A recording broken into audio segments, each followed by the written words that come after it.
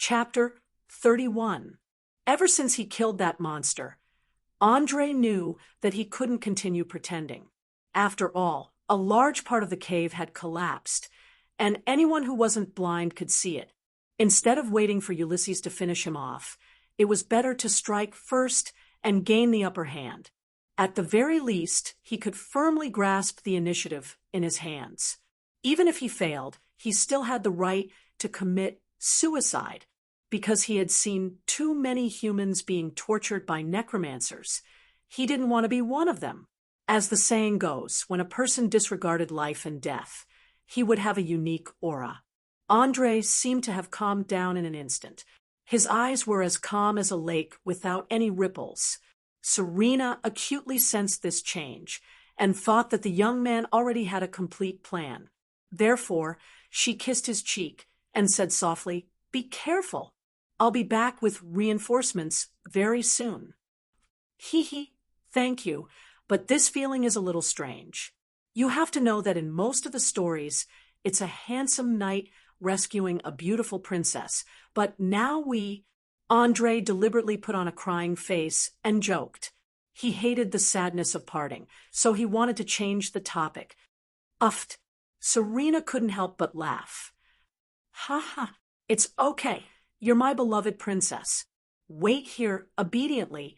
I'll be back to save you soon." After saying that, she grabbed the rope and jumped down, quickly disappearing into the vast snow. With the skills of a feudal knight, he didn't need to be as careful as a normal person. As long as there was a place for him to borrow strength, he could easily jump and climb between cliffs. Andre stood at the entrance of the cave for 7 to 8 minutes until the tight rope suddenly loosened. He knew that this was the signal that the female knight had landed safely, so he immediately put away the rope and went back underground.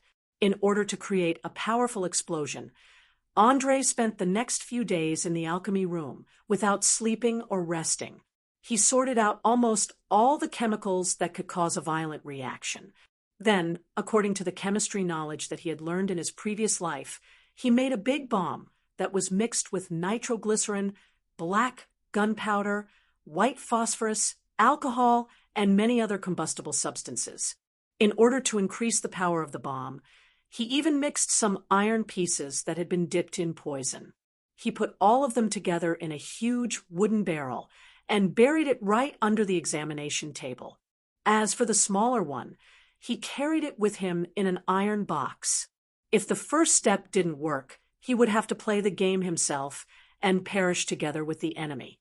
In addition, he also took some time to learn mage armor and grease and copied them into scrolls. These 2-level, 1 arcana spells were very useful. The former could create a layer of invisible force field, like a layer of armor to block external weapons and arrows. It also lasted for a long time, 1 hour for a level, 1 sorcerer, 2 hours for a level, 2 sorcerer, and so on. The latter was a control spell. It could release a large amount of grease to cover the ground in front of him.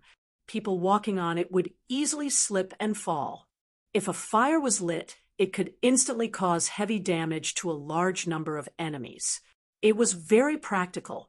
Maybe it was because his spellcasting level had increased, but the speed of learning these 2-level, 1 arcana spells was much faster. His brain could remember them very easily. After finishing all the preparation work, Andre began to read the books that he had never read before.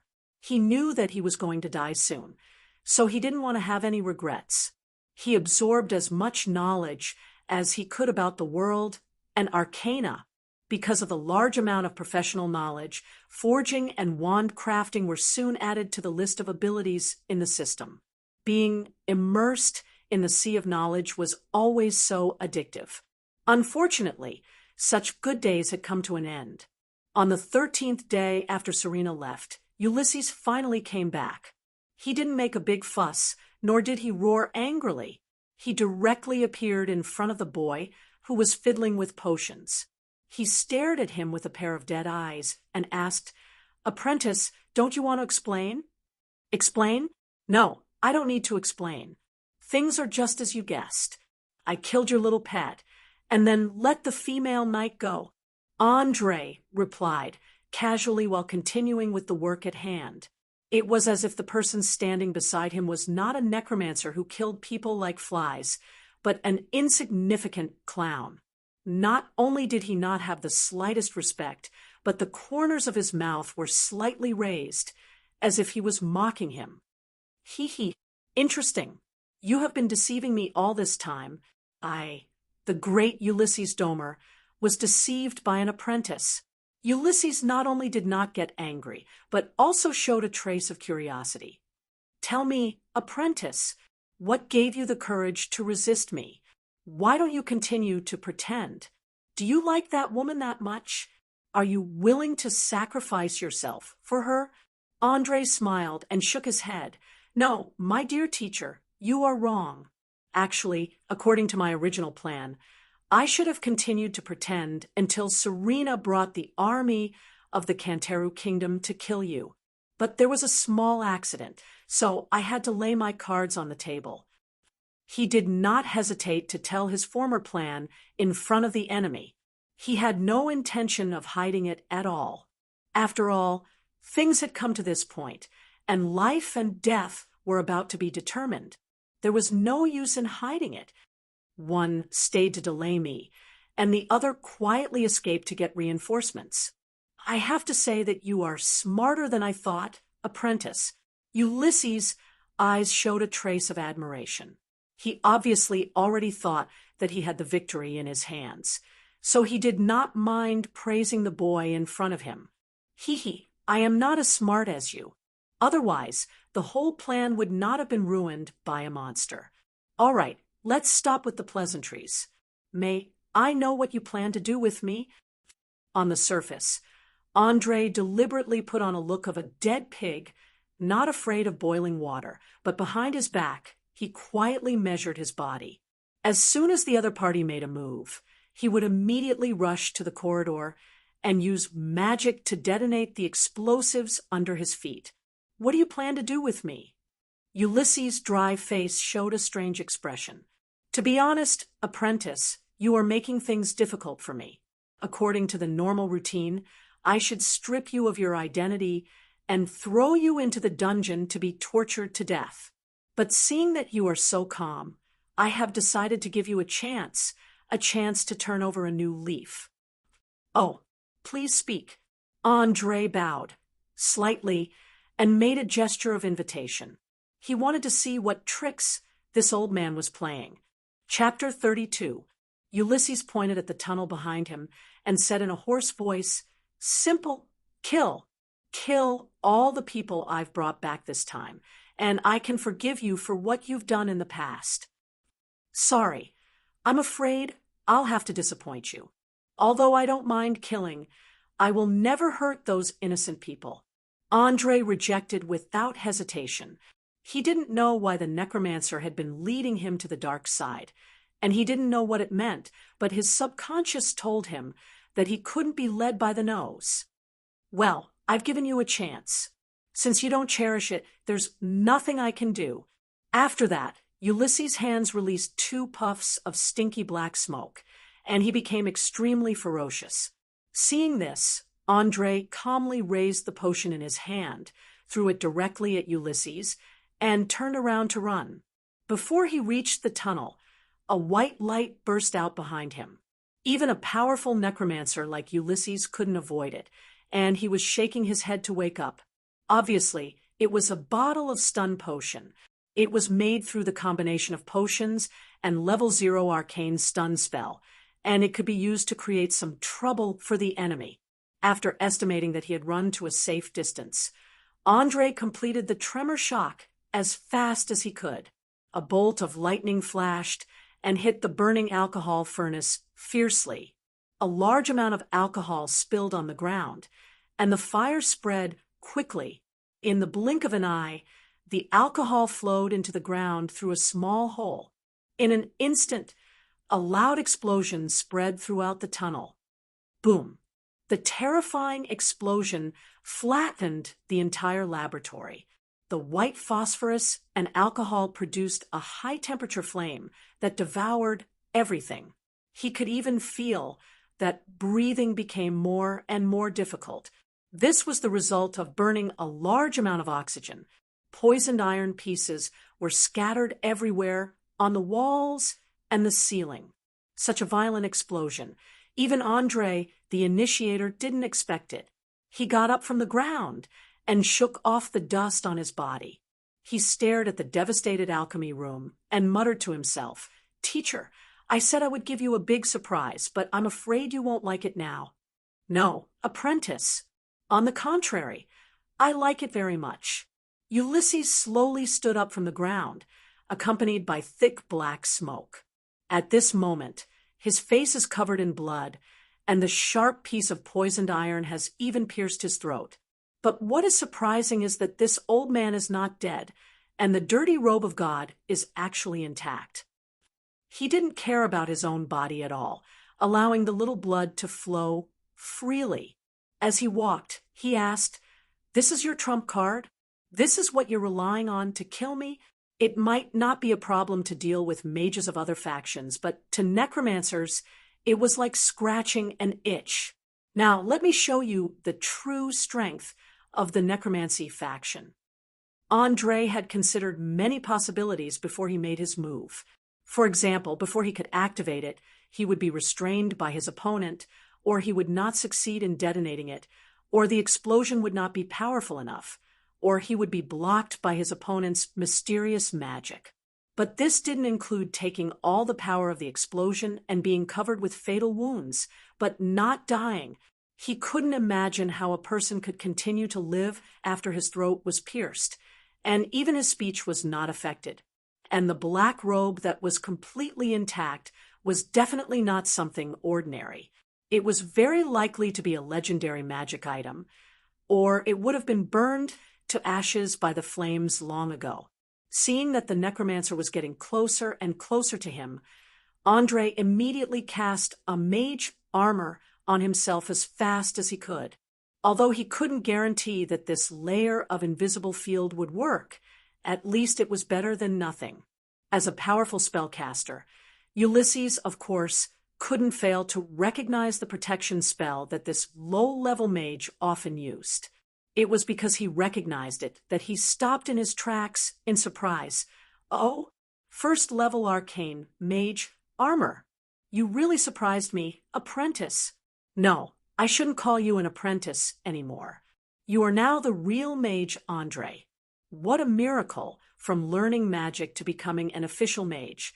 You only used a little more than 2 months. I'm afraid that if this were to spread, those idiots who only know how to hide in the tower all day would be scared to death." "Thank you." Andre very politely bowed. "But even if I become an official mage, what can I do? In front of you, I am still a weakling without any power to resist. Before I die, can I have the honor of knowing how you are still alive with your throat pierced?" Although he looked very calm on the surface, in reality, one of his hands was already on the small bomb behind his back. As long as he saw the right opportunity, he would rush forward and die together. After all, when a rabbit is anxious, it will still want people, let alone a person who was forced into a desperate situation. Perhaps the explosion just now made Ulysses afraid, so he stopped 5 meters away from the youth and pointed to the metal plate that was pierced into his neck and explained, "For a normal person, this kind of injury can be considered fatal. But you seem to have forgotten that a necromancer is a master of the body and soul. I have long modified my body to be like an undead creature, relying on pure negative energy to survive. So normal injuries are useless." Andre nodded in realization. "I see. So if I want to kill you, the best way is to destroy your head?" "Ha ha, that's right. But it's a pity that you don't have the chance. It just so happens that this body has reached the end of its lifespan, so it's time to change to a new one." After saying this, Ulysses suddenly opened his mouth, and a white translucent thing emerged from within. Then, the half-solid skeleton let out a terrifying shriek and rushed into the youth's head. Then the old and withered body fell to the ground with a plop, as if dead. Andre's situation was even more strange. He stood on the spot and trembled nonstop. His eyes were tightly shut, and his upper and lower teeth were tightly clenched together. Every muscle on his body was twitching. At this moment, another battle was taking place in the depths of his soul. Stop struggling. Let me devour your soul. This kind of pointless resistance will only increase the pain. The translucent skeleton hovered in the gray sky and roared loudly. He looked so ferocious that it was obviously the soul of Ulysses. Chapter 33. Andre, who was standing on the ground, looked so weak and small. One of his arms was missing, and the translucent silver soul was dim. It seemed that he was heavily injured. He didn't expect things to develop to this stage. It seemed that this evil necromancer wanted to devour his soul and take over his body. No bombs, no arcane spells, no magic pets. This was a completely foreign world. Before this, Andre didn't even know if he had a soul. Now he had to use his soul to fight. No matter how he looked at it, this was the worst situation. He could accept being killed, tortured, and humiliated, but he definitely couldn't accept his soul and consciousness being eroded. Just when he was at his wit's end, his remaining hand suddenly started to heat up. In the next second, the eye-shaped tattoo suddenly opened and shot out a dazzling beam of light, instantly hitting Ulysses in the sky. Ah! What is this? Damn it! Damn it! It actually chased me away. Following the necromancer's screams and wails, the translucent skeleton became smaller and smaller. Finally, it completely disappeared from the soul world. Even the arm that was torn off fell and returned to its original position. Andre didn't have time to react before he was sucked away by a powerful force. In the next second, his consciousness seemed to have bumped into something. He hurriedly opened his eyes and was shocked to find that he had regained control of his body, as if nothing had happened.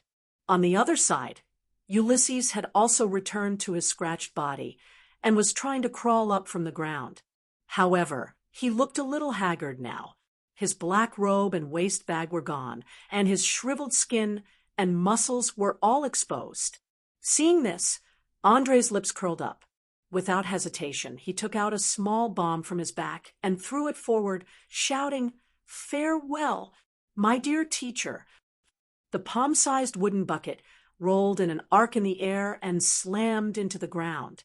At this moment, a huge bat suddenly descended from the sky, trying to knock the wooden bucket away. However, Andre didn't give it a chance. He decisively took out the dagger he carried with him and threw it out. Although it didn't stab the bat, it forced it to change its flight path. Then, the wooden bucket finally fell to the ground. The nitroglycerin that had always been sensitive to machinery instantly reacted. The next second, boom! The violent explosion blasted Ulysses into smithereens. His old head was like a smashed watermelon. Red and white brain matter splattered all over the tunnel. The bat let out a scream and disappeared without a trace. Hit the vital point. Fatal blow activated. Ulysses Domer suffered a total of 65 damage. Target's head destroyed. Dead. Gained 5,000 EXP. Congratulations, you've won a battle between mages. You'll be rewarded with a magic-related specialty. You have gained the metamagic ability Silent Spell. Seeing the message in his vision, Andre finally breathed a sigh of relief. He immediately added all the 5,000 EXP he had just gained to the mage profession. Are you sure you want to allocate 5,000 EXP to the mage profession? Yes. Your mage level has increased to level 4.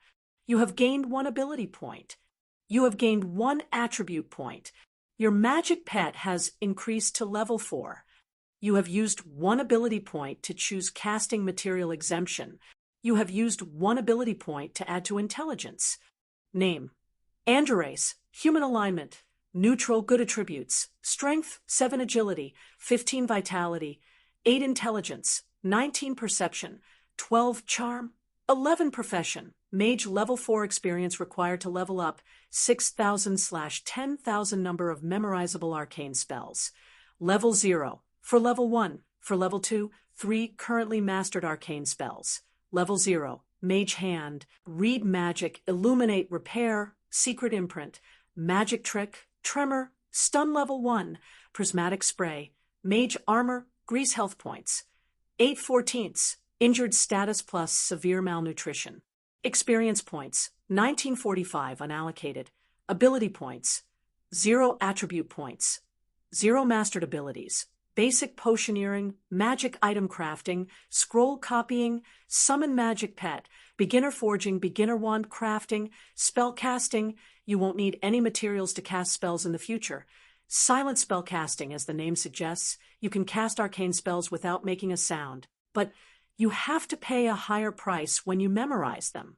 For example, if you want to make a level 0 arcane spell silent, you have to use a level 1 arcane spell to memorize it, and so on. Magic Pet information name, Small Eyes Race, Small Eyes, Magic Creature, Alignment, Neutral, Evil Profession. Magic Pet level 4, this creature's level increases as its master's level increases. Strength, 7 agility, 16 vitality, 9 intelligence, 6 perception, 10 charm, 12 health points, 19 healthy special abilities, Cold Ray, 24 shots per day. Immune to charm spells, innate magic resistance, flight mastered abilities. Alertness, my strength has increased a lot, but the number of spells I have mastered is a little less. After looking at his new attributes, after leveling up, Andre sighed to himself.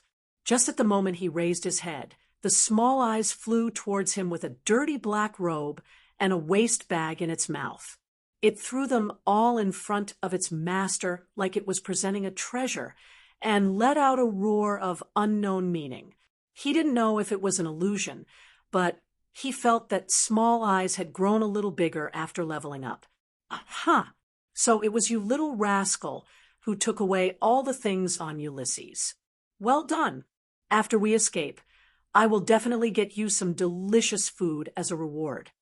Through the connection between the magic pet and the mage, Andre immediately understood the meaning of Small Eyes. He smiled and patted its meatball-like body, and then began to check the spoils of war. First was the robe worn by the necromancer. He only knew that it had a strong defensive ability, but he didn't know anything else. Next was the scroll box in the waist bag. There were about 20 magic scrolls ranging from level 1 to level 6, and there were basically no duplicates. This discovery made Andre instantly fall into ecstasy. His biggest shortcoming at the moment was the lack of spell types, and this all made up for it. Magic scrolls were an extremely expensive and rare thing, especially those above level 3. Even if you had money, you couldn't buy them. You had to become a close apprentice of a great mage or join a powerful organization to be able to get them. Chapter 34. Next was a large bag of strange spellcasting materials, but since he already had the spellcasting material exemption ability, it was not of much use at all. Finally, there was a dark red book that reeked of blood. Obviously, this was Ulysses' spellbook. However, due to the very complicated enchantment on it, he could not open it at all with his current level as a mage. In addition to the above, there was also a small bag of gems in the pouch. There were not many of them, only about 20 or so. They were basically rubies, sapphires, and diamonds, and looked very beautiful. Just as Andre was immersed in the joy of harvesting the spoils of war, a crack suddenly appeared on the wall beside him, and then it collapsed with a bang. If not for the magic pet's reminder, he would have been crushed to death by the huge rock. Damn it! What the hell is going on? Could it be that my explosion just now broke the supporting structure? Standing on the violently shaking ground, Andre muttered to himself in disbelief. However, now was obviously not the time to think about it. he immediately picked up all the things on the ground, turned around, and ran in the direction of the exit.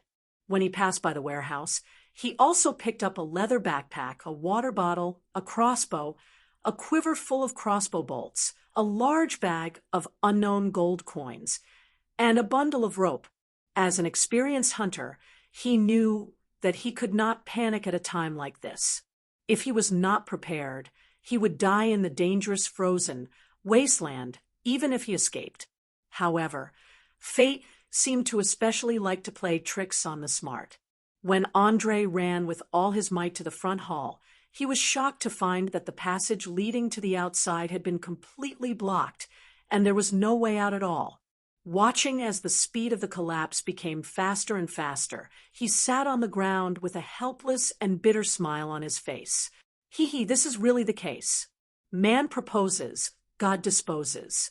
I tried my best to get rid of Ulysses, but in the end, I'm going to be buried with him. Just as the young man closed his eyes and waited for death, Little Eye opened its mouth full of sharp teeth and took out a scroll box from the pouch. It took out a dark, yellow scroll and placed it in front of its master, crying out loudly. "You want me to activate this scroll?" Andre muttered to himself as he looked at his familiar in disbelief. He suddenly remembered that a book mentioned that beholders were very sensitive to arcane spells. Although the Eye of the Ball was one of the weaker branches, it had undoubtedly inherited this talent. With the mentality of making every possible effort, he stuffed the scroll box back into his waist pouch. Then, he cast Unsummon on his magical pet.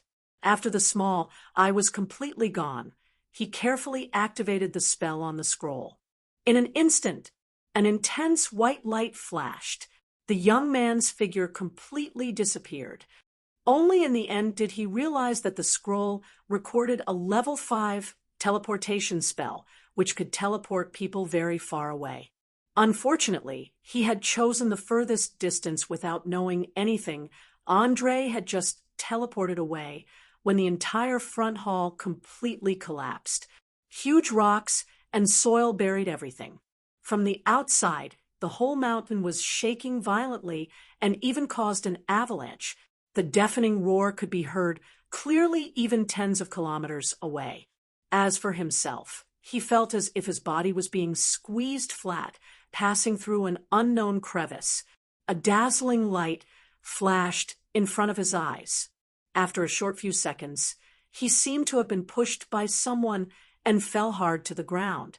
For a moment, the world was spinning, and he did not recover for a long time. Ugh! The intense dizziness made him unable to hold back. He lay on the ground and vomited. Dark green liquid spurted out of his esophagus, making his whole mouth bitter and astringent. After vomiting, Andre regained some consciousness and hurriedly got up from the ground.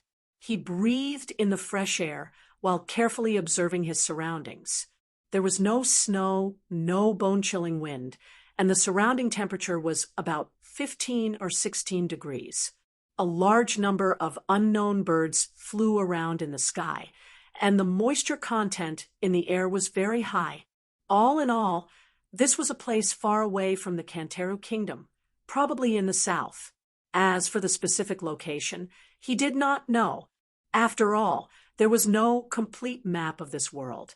Many countries and cities regarded this as a taboo, afraid that their enemies would use it to their advantage. Although the current situation was not good, it was not terrible either. As a hunter, he could easily obtain what he needed in the forest, coupled with the power of arcane spells. Even if he encountered powerful beasts, there was nothing to be afraid of. Anyway, as long as he went in one direction, he would eventually find a town or traveler. When the time came, he could ask about the situation. "All right, take it easy. At least I didn't die with Ulysses, nor was I teleported to a dangerous place. At least I didn't lose an arm or a leg. Besides, isn't it always my dream to go out and see the outside world?" Andre comforted himself as he shook off the mud on his body. His character had already been trained to be incomparably tough in the world of ice and snow in Lonely Mountain Town, and he had also been retrained by the necromancer. Therefore, he did not care about this little problem at all. He quickly took out his crossbow and carefully explored the forest. Unlike the harsh environment and dangerous Black Forest, this forest was obviously much safer. Many of the wild rabbits were very bold, and they were not afraid at all when they saw strangers. They continued to calmly graze on the grass until they were a little closer. Only then would they raise their butts and jump a few steps forward. Obviously, this situation could only mean two things. One was that there were very few people nearby, and the other was that there were no large carnivores nearby. After walking all the way south for 3 to 4 hours, Andre was a little tired. Stamina and strength were not his strong points in the first place, and he was carrying a huge bag on his back. Therefore, he decided to find a place to sit down and rest for a while. He would eat some food and learn a few spells while he was at it. It was a combination of work and rest. Perhaps he had finally gotten rid of his bad luck. After a few minutes, he finally found a relatively flat rock. Without saying a word, he took off his bag and sat on it, panting heavily. Cough, cough, cough, cough. The rapid breathing caused Andre's old illness to act up again. He coughed violently for a while, then opened his personal belongings and took out a scroll box. He began to search for a level 1 or 2 scroll that he could use. At the same time, he took out a small piece of dried meat and chewed on it.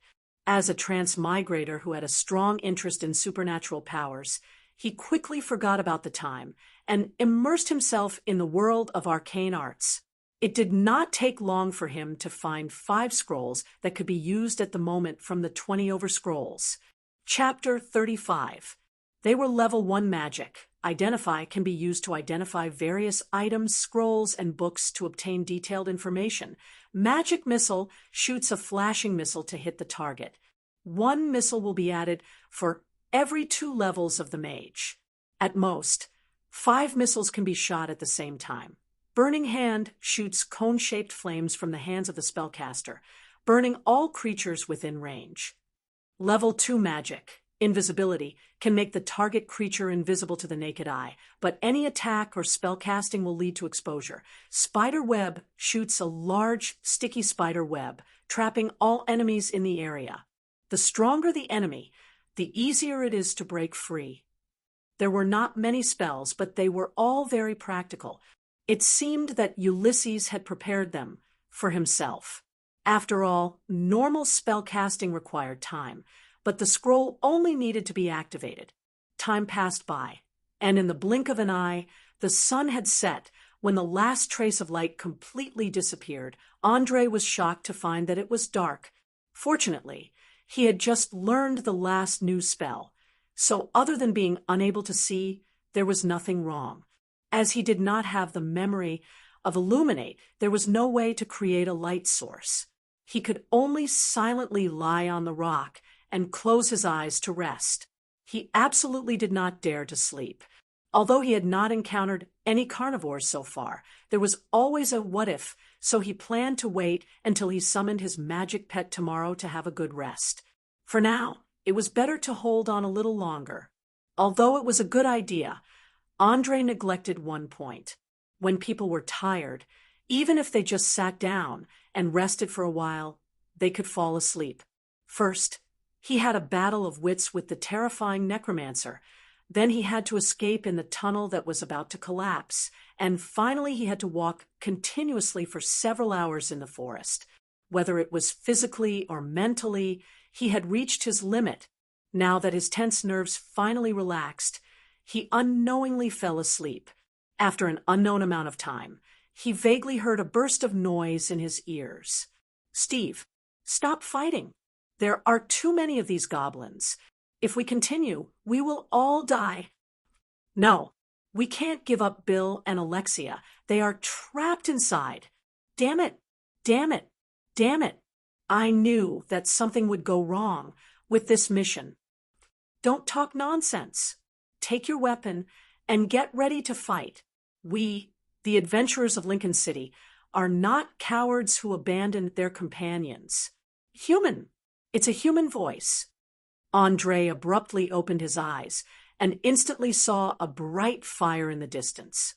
At the same time, there were curses and battle cries. It seemed that someone had encountered trouble. Without any hesitation, he picked up his backpack and ran towards the scene of the incident with his crossbow. It was not easy to meet someone of the same kind in this wilderness. No matter what, he had to help them and ask for directions. Otherwise, he did not know how long it would take for him to see a town. With years of hunting experience, Andre had learned a kind of light footwork. He passed through the bushes and woods and entered the ambush area without making any sound. A group of short creatures with orange skin, wide faces, flat noses, pointy ears, and big mouths were running quickly. They were short, about 3 to 1, 4 meters tall, wearing tattered gray leather clothes, holding sticks and with style in their hands and making strange cries. Even though it was his first time seeing them, he immediately recognized that they were the famous goblins. Of course, famous was only a form of sarcasm. Even the women of Lonely Mountain Town looked down on goblins. Any human above the age of 14 could kill a goblin in a one-on-one battle, not to mention the mountain people who often had close contact with the beast men. However, these little creatures were not completely useless. When their numbers reached a certain level, they could immediately cause massive destruction. The scene before his eyes was the best proof of that. Hundreds of goblins surrounded the 5 humans in the middle. It looked like the odds were against them. A young girl with a bow and arrow was about to cry. Seeing that the situation was dire, Andre did not have time to think. He immediately raised his crossbow and pulled the trigger without even aiming, killing 2 goblins in an instant. The massive penetrative power of the crossbow bolts was a nightmare for these little creatures with weak bodies. Every bolt killed 2 to 3 goblins. Seeing their own kind fall one after another, even the less intelligent goblins began to panic. They raised their tattered shields vigilantly and looked around for the attacker. Trying to find me? Dream on. Andre secretly despised the intelligence of the goblins. He quickly changed his position and chose a blind spot. He continued to repeat the actions from before, pulling the bowstring, loading the crossbow, aiming, shooting, puffed. The crossbow bolts once again accurately pierced through 2 targets. A row of notifications popped up in his vision. Hit a vital point. Fatal blow activated. Dealt 14 points of damage to goblin. Target's vital organs destroyed. Dead. Obtain 5 EXP. EXP 2010 unallocated. Looking at the pitiful amount of EXP, he silently sighed. As expected of the famous goblins. You should know that killing an adult male deer gives you 10 EXP. 2 of these little monsters together are only worth 1 male deer. No wonder they are looked down upon by so many people. In fact, the goblins' combat power was not as weak as the young man imagined. Otherwise, they would not have been called an undefeatable disaster. Although their strength was lower than an adult's, they were more agile due to their small size. They also liked to swarm forward. Ambushes, traps, throwing javelins, and sneak attacks were all goblins' specialties. Under the leadership of a smart leader, goblins would quickly become cunning and despicable. They were even capable of using some simple tactics. In short, they were a troublesome enemy. Andre, who planned to shoot another arrow and move to another location, suddenly discovered a very muscular creature that was about the same height as a human. It was obvious that it was the leader of this tribe. As a transmigrator, he understood better than anyone the principle of capturing the leader. So he gritted his teeth and carefully approached, wanting to use the crossbow in his hand to shoot through the head of the goblin. When he was less than 20 meters away from the target, the goblin leader suddenly turned its head. Its ugly face revealed a trace of malevolence. It then pointed at the place where the young man was hiding and opened its mouth to roar out some words unique to the goblins. Chapter 36. Damn it! This guy's eyes have night vision. Andre cursed under his breath. Without waiting for the other goblins to surround him, he jumped out and pulled the trigger without hesitation, killing the two closest goblins. Then, he began to chant a spell loudly. In just a few seconds, he raised one of his arms and shot out a large amount of magic grease.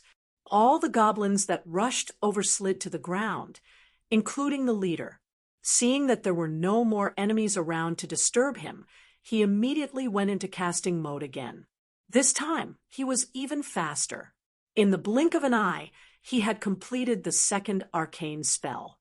A white electric light accurately hit the goblin leader, electrocuting him until he was foaming at the mouth. At the same time, the electric spark ignited a large amount of grease and grass, turning the area into a purgatory. A large amount of information began to pop up on his retina. The raging fire devoured the lives of dozens of goblins. Painful screams and wails filled the air above the forest. Some of the goblins that were on fire wanted to rush out to seek help from their own kind, but they fell to the ground with a plop after taking a few steps. They never got up again. The combination of the level 1 grease spell and level 0 tremor shock spell was so effective that even Andre, the initiator of the spell, was a little surprised. He looked at the fire that was burning more and more fiercely. He rubbed his chin and muttered to himself, "Flammable grease can be ignited as long as it is exposed to high temperatures. So, when low-level spells are used together, they can produce such a powerful effect. No wonder wizards are respected by everyone. As their leader and a large number of their companions were burned alive, the remaining goblins scattered and ran for their lives. To these cowardly goblins, once they lost their leader or saw no hope of victory, it was normal for them to run away. The 5 rescued goblins hurriedly helped each other to the front of the young man. One of them, who looked the oldest and had a full beard, put one hand on his chest and bowed deeply. "Good evening, Honorable Wizard. My name is Alger, the leader of this adventure team. Thank you very much for your help, or we would have died today." "You're welcome. As a member of the human race, I'm very happy to help my compatriots out of their predicament." Andre nodded and said with a smile. He noticed that the man spoke in the common tongue of the continent, and his tone was respectful. His eyes, in particular, inadvertently revealed a trace of fear. It seemed that the status of mages in this area was quite high, at least much higher than that of the Cantero Kingdom. This was because even though Serena was very excited when she found out that he had become a mage, she was far from this level. "You are truly a generous and benevolent mage. May I take the liberty to ask, where are you planning to go? If it's on the way, maybe we can go together.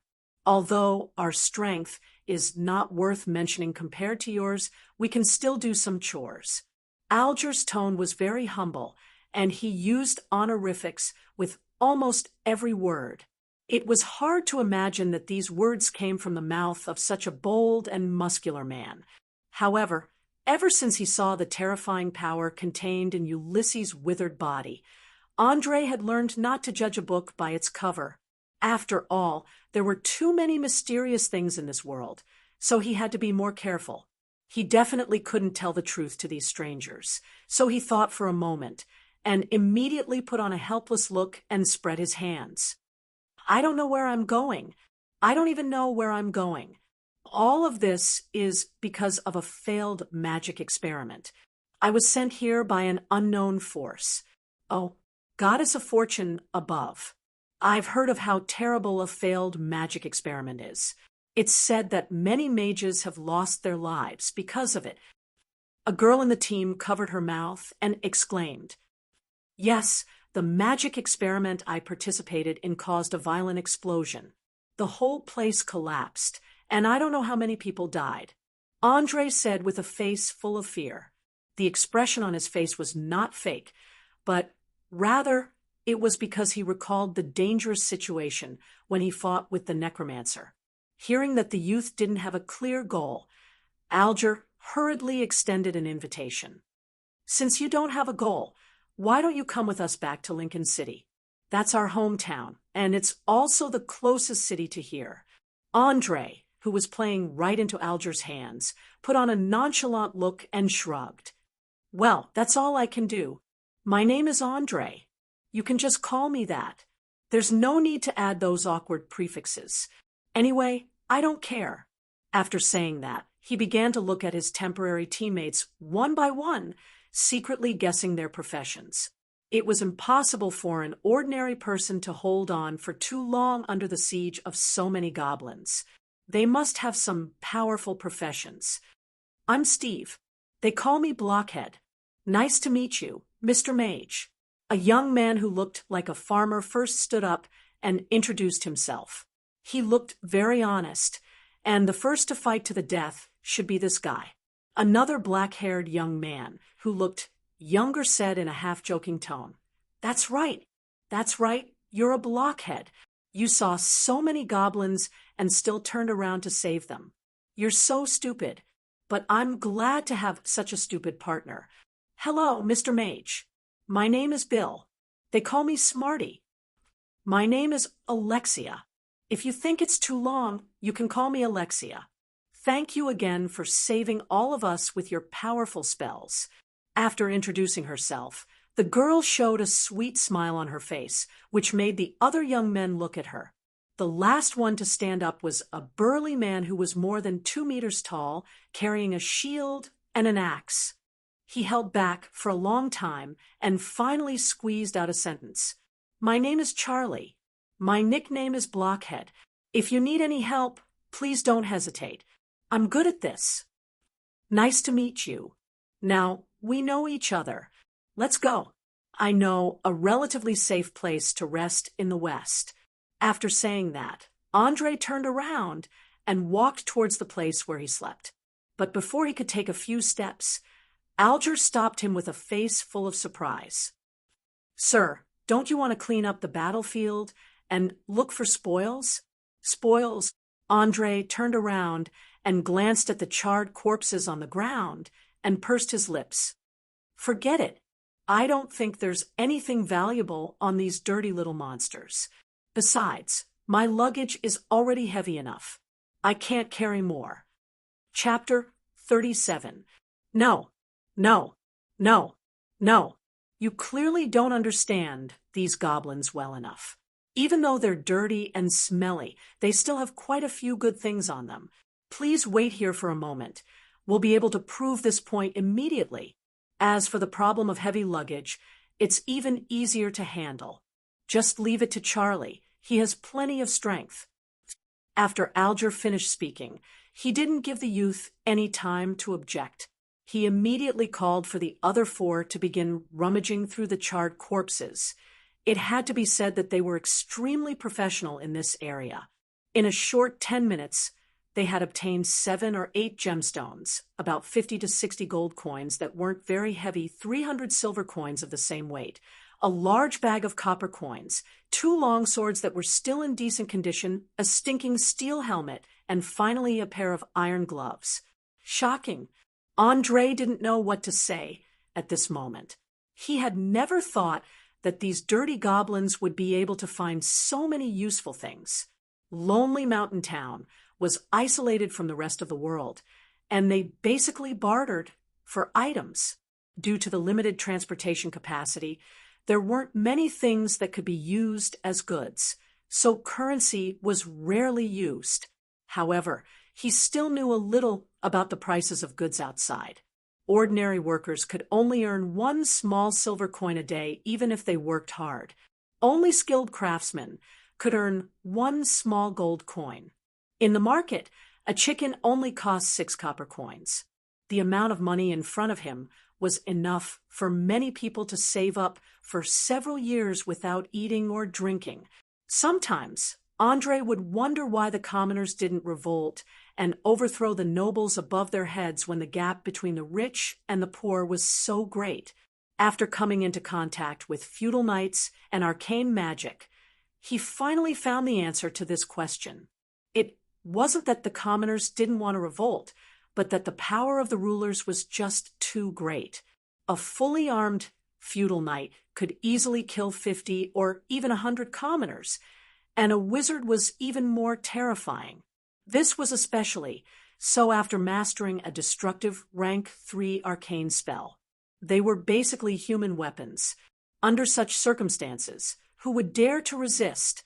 The answer was no one. In this world, the foundation of feudal rule was as stable as a rock.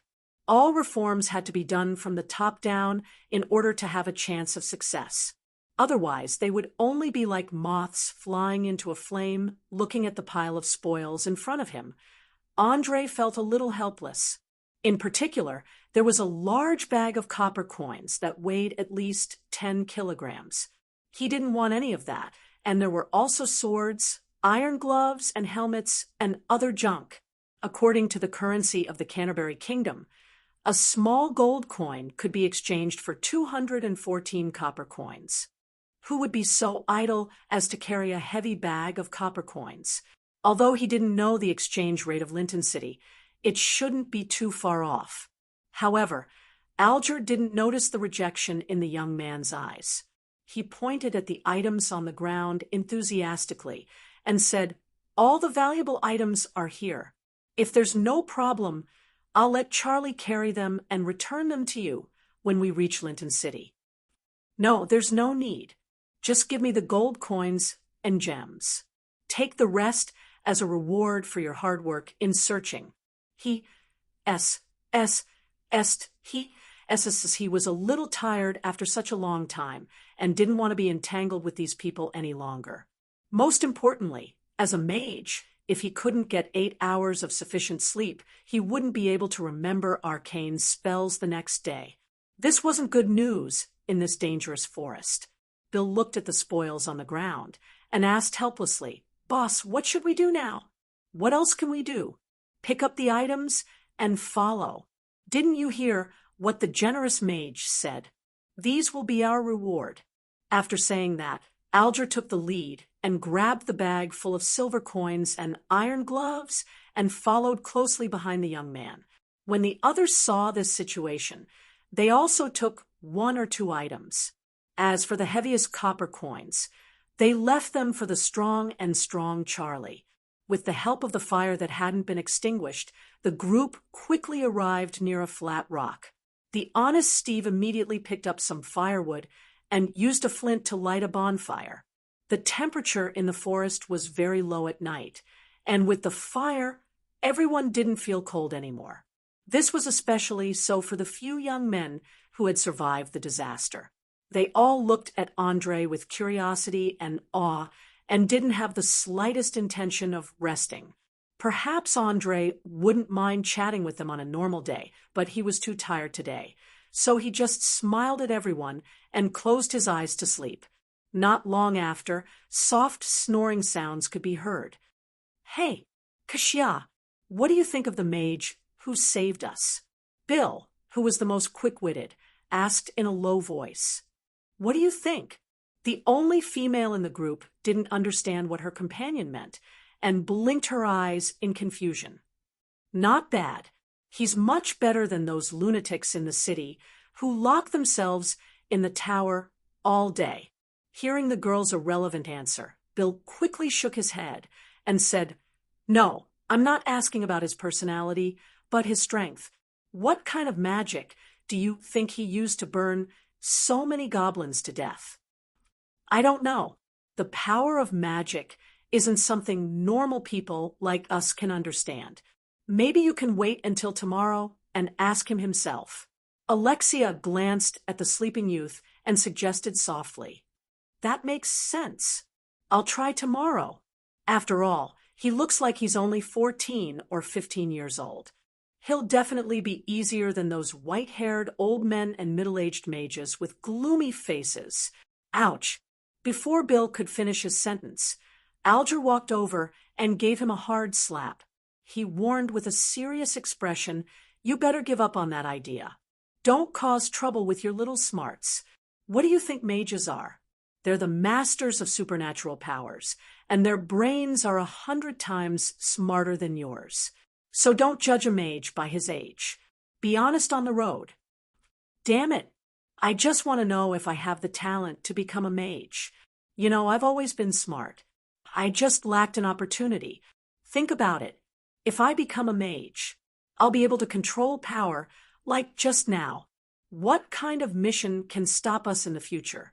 Not to mention, also, anyway, this is a living mage. How long will it take to meet a second one?" Bill clenched his fists and let out a low growl. He looked so agitated that his entire face was flushed red. His eyes were burning with flames, and his teeth were biting his lips so hard that they bled. Chapter 38. Alger couldn't help but sigh when he saw his teammate like this. "Sigh, all right, you can try to get close to her, but you have to promise me that you won't play any tricks. Otherwise, don't blame me for being rude." Of course, my dear leader. I swear to the God that I believe in." Bill danced with joy after getting Alger's permission, and agreed without any hesitation. A few minutes later, he fell into a deep sleep with his dream in his arms. Oh, my God, you shouldn't have agreed to this guy's request. His desire for magic has already gone crazy. If this continues, he will cause big trouble sooner or later. Alexia slapped her head and groaned. "It's because of this that I have to make him give up. Bill must have a clear understanding of himself. Perhaps he is very smart to a normal person, but compared to a mage, he is nothing. It's late. Have a good rest. I will take the first shift." Alger patted the girl's shoulder and stood alone by the campfire, lost in thought. The night passed uneventfully. The next morning, Andre suddenly felt a fragrance enter his nostrils. It had been a long time since he had a proper meal, so he immediately opened his eyes and saw a pot of pheasant and mushroom soup simmering on the campfire. The alluring color made him want to take a bite. Bill, who had ulterior motives, quickly put down the spoon and stood up to greet him. "Aha! Sir Mage, you are finally awake. The soup will be ready soon. Please wait for another 10 minutes. You made this? Also, you don't have to call me sir. Just call me by my name," Andre said as he climbed up from the rock and moved his stiff body. Last night was the best sleep he had in a while. Without the threat of death from the necromancer, everything looked so beautiful. He even dreamed of being together with Serena. Of course, when I woke up, I saw a pheasant, so I shot it down with a flying knife. Then I went to the forest to pick some mushrooms. That's how I got this pot of soup. Bill explained the origins of the pot of soup with a smile. He obviously wanted to attract the boy's attention, but unfortunately, he failed. Andre merely nodded before ignoring everyone else. He took out the magic tome wrapped in the winter wolf's fur and began to focus on memorizing the arcane spells he would need today. Everyone only heard a low chant, and then the pages of the book flashed with a brilliant light of magic. Then a powerful force rotated in the air and entered his body little by little. When Bill saw this scene, he was instantly filled with a strong desire. He could not wait to rush over and ask how to become a mage. How could one master a powerful supernatural power? The preparation of the spell lasted for an hour until Andre took the initiative to end the state of concentration. He had originally thought that 20 or so minutes would be enough, but halfway through, he discovered that he was taking much longer than he had expected. When he closed the book and looked up, he suddenly realized that everyone was waiting for him to start eating. He immediately spread his hands out in embarrassment. "Sorry, I've wasted too much time. Sorry for making you wait. No, it's fine. It's our honor to be able to witness the power of arcane spells at such a close distance, Alger said with a deep bow. Andre noticed everyone's reverence for magic and could not help but sigh inwardly. He did not quite understand. None of these people were weak and could even hold on for a long time when surrounded by hundreds of goblins. Why did they have such an attitude towards supernatural power? If it was a real battle of life and death, and both sides had discovered each other at the same time, he would not have the confidence to kill this adventurer team. Perhaps it was because of the social system. Perhaps it was a problem left behind by history. With a head full of questions, Andre took the wooden bowl and bread from Bill and finally had his first real meal in more than 2 months. He felt that he would only be able to fully understand these questions after he entered the city and understood the ideology of the society and the psychology of the people. Delicious mushrooms, fresh and tender pheasant. Although there was only a small amount of salt in the seasoning, he ate a lot. Almost a third of the soup went into his small belly, which attracted a lot of attention from the others. Mr. Mage, how long has it been since you last had decent food? Alexia finally could not hold back her curiosity and blinked her eyes. How long? I don't remember clearly. Maybe 2 months, maybe a bit longer. Anyway, the only thing I ate before was meat jerky, and that's it, Andre said, as he took out a large piece of black and hard meat from his bag. No matter what it was, eating it for more than 2 months would make people want to vomit.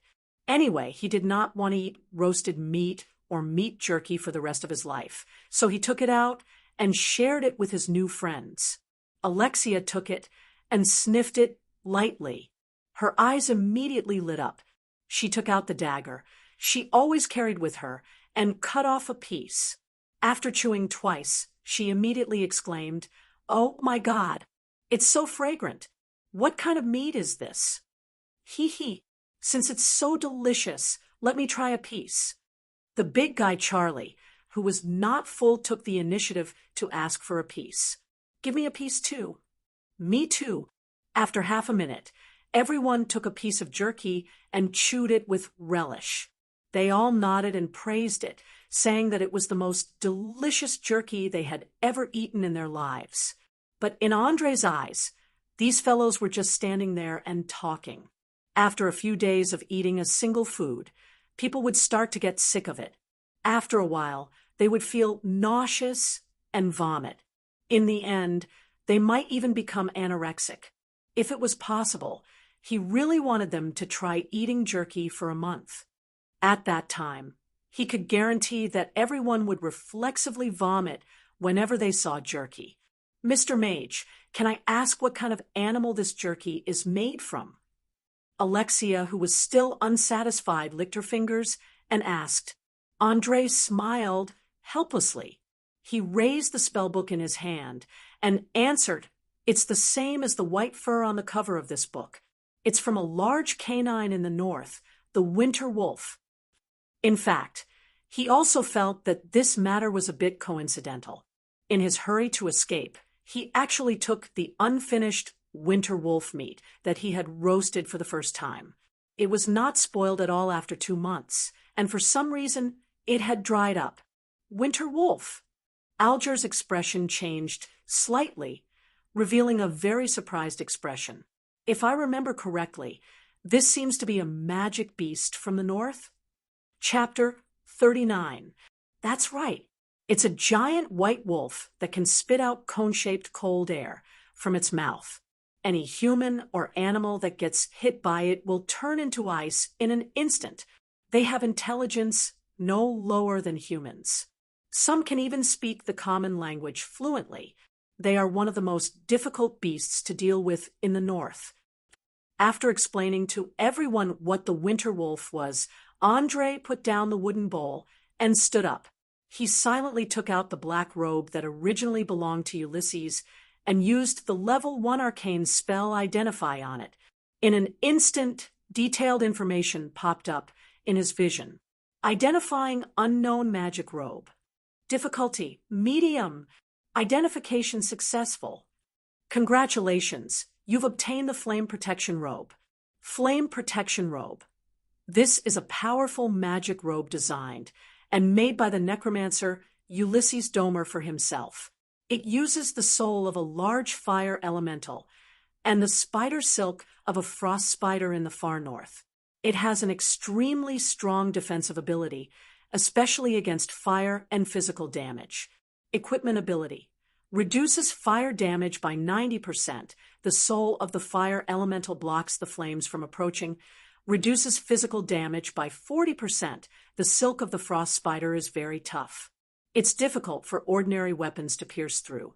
After reading all the information about the magic robe, Andre finally understood the real reason why the big bomb he made didn't kill the necromancer. It turned out that this magic robe had blocked most of the damage. Therefore, when the magic robe was stolen by Small Eye, the old man was instantly like a turtle without a shell and was easily killed by the second bomb. Fortunately, this magic robe now belonged to him. As long as he wore it, it was equivalent to adding a bulletproof vest to himself. Ordinary arrows and weapons would be blocked when passing through the robe. Some of the weapons that weren't very good quality couldn't even pierce through the surface of the robe. Of course, he had to wash it well before wearing it. He didn't know how long it had been since Ulysses last washed it. Not only was there a thick layer of oil and dirt on it, but there were also densely packed small black insects in the gaps of the silk threads.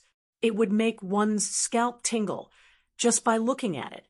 Even a level 0 arcane spell magic trick couldn't clean up clothes that were so dirty to such an extent. Not long after breakfast, the adventurer team finally extinguished the bonfire and set off in the southwest direction. Under the leadership of Alger, everyone carefully avoided the areas marked as dangerous on the map. Through the conversation, Andre gradually understood that the forest was just as he had predicted. There were no large carnivores, but instead there were many humanoid creatures like gnomes, kobolds, and ogres. These guys had driven away most of the carnivores a long time ago and turned this place into their own hunting ground. Not only did they attack passing merchants and travelers, but they would also form an alliance to plunder villages and towns when food was scarce. Every time, they would cause terrible damage. It was obvious that this place was essentially no different from Lonely Mountain Town. The only difference was that the environment was not as harsh, and the enemies were not as ferocious as the orcs. Gradually, he came to know his current location. It was a city-state called the Green Sea Alliance, far away from the Canteru Kingdom. It was at least 700 kilometers away from his hometown, and it was unlikely that he would be able to return anytime soon. Fortunately, the Green Sea Alliance placed great importance on the power of arcane magic. As such, all mages were given a high status.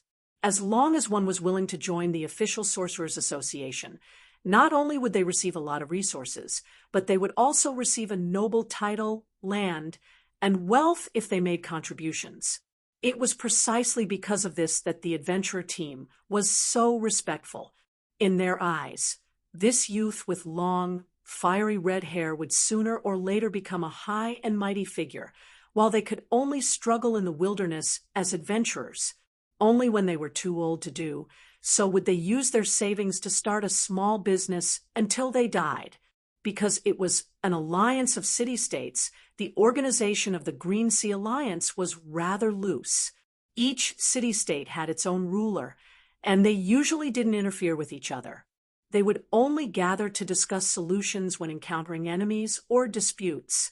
If there was no end to the arguments, they would vote, and as long as 2/3 of the people agreed, the agreement would be passed. It had to be said that Andre was stunned when he first heard this. He never thought that there would be such an advanced political system in this barbaric and backward world. It sounded no different from a parliamentary system. The only difference was that only the nobles had the right to vote. As for the commoners, they didn't care if they lived or died. As for the Linton city mentioned in the conversation, it was a beautiful port city, ranked third in the Green Sea Alliance. Its navy was very powerful, and it was said that their large ships were equipped with giant crossbows. They could often shoot down pirates until they lost their bearings. Due to the prosperity of trade, the city was quite rich. Almost everything on the continent could be bought in the market. It could be said that it was a paradise for merchants. So you're saying that as long as I enter Linton City and register at the Sorcerers Association, I'll be able to enjoy a lot of privileges and resources? Andre asked with great interest. He couldn't wait to see what the big cities of this world looked like. He wanted to see if they were as majestic and magnificent as the ones in the fantasy movies. Bill smiled and nodded, of course, as long as you can prove that you're an official mage. But once you join the Sorcerers Association, you'll have to complete a mission every month. It's said that this is to help the members integrate better, and the rewards are great. It's not that hard to accept. Since the beginning of the journey, he had been trying to curry favor with the young man in front of him. He answered all of his questions, and even a fool could tell that he was up to something. As a transmigrator who had lived 2 lives, Andre could feel the black-haired young man's strong intentions, but he didn't care. He continued to ask, "Then do you know how many people there are in Lindun City, and how many mages there are?" You've asked the right person. I've secretly asked around before. Currently, there are 60 registered mages in the Sorcerers Association, but less than half of them appear frequently. The rest are either hiding somewhere to study or travel. As for the population, it's hard to determine because there are too many merchants. I can only estimate that it's around 100,000. After hearing Bill's words, Andre immediately frowned. You're saying that there are only 60 mages in a city of 100,000 people. He couldn't believe that the rate of mages was so low, more than 1 in 1,600. It was really 1 in 1,000. It was unbelievable. Chapter 40. Yes, as you know, magic education has to be taught 1-to-1. The whole process takes 3 to 5 years, and there can't be any accidents during the process. Otherwise, the apprentice will die immediately. It's because of this that mages are so powerful.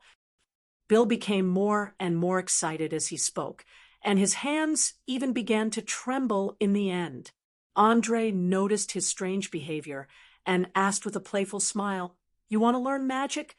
"Yes, I've always dreamed of learning magic." Bill nodded desperately, his eyes full of anticipation. "All right, I'll give you a chance," Andre said as he took out Magic Enlightenment from his pouch. This book had a special meaning to him, so he had been carrying it with him ever since he finished reading it. He wanted to remember that only the strong could live without being threatened in this world. Gently stroking the rough pages, Andre felt a little emotional. He then passed the book to the black-haired young man. "Here, you'll take care of it before we enter the city. As for how much you can understand, it's all up to you." Bill took Magic Enlightenment with trembling hands and bowed deeply. "Thank you. You're too generous. I don't know what to say." "Don't worry. I'll definitely return it to you before we enter the city."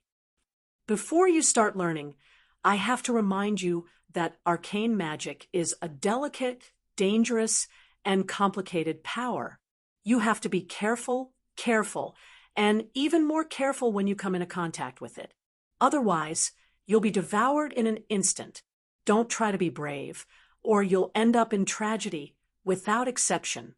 After giving the young man a stern warning, Andre no longer paid attention to Bill, who was in a frenzy and focused on his journey.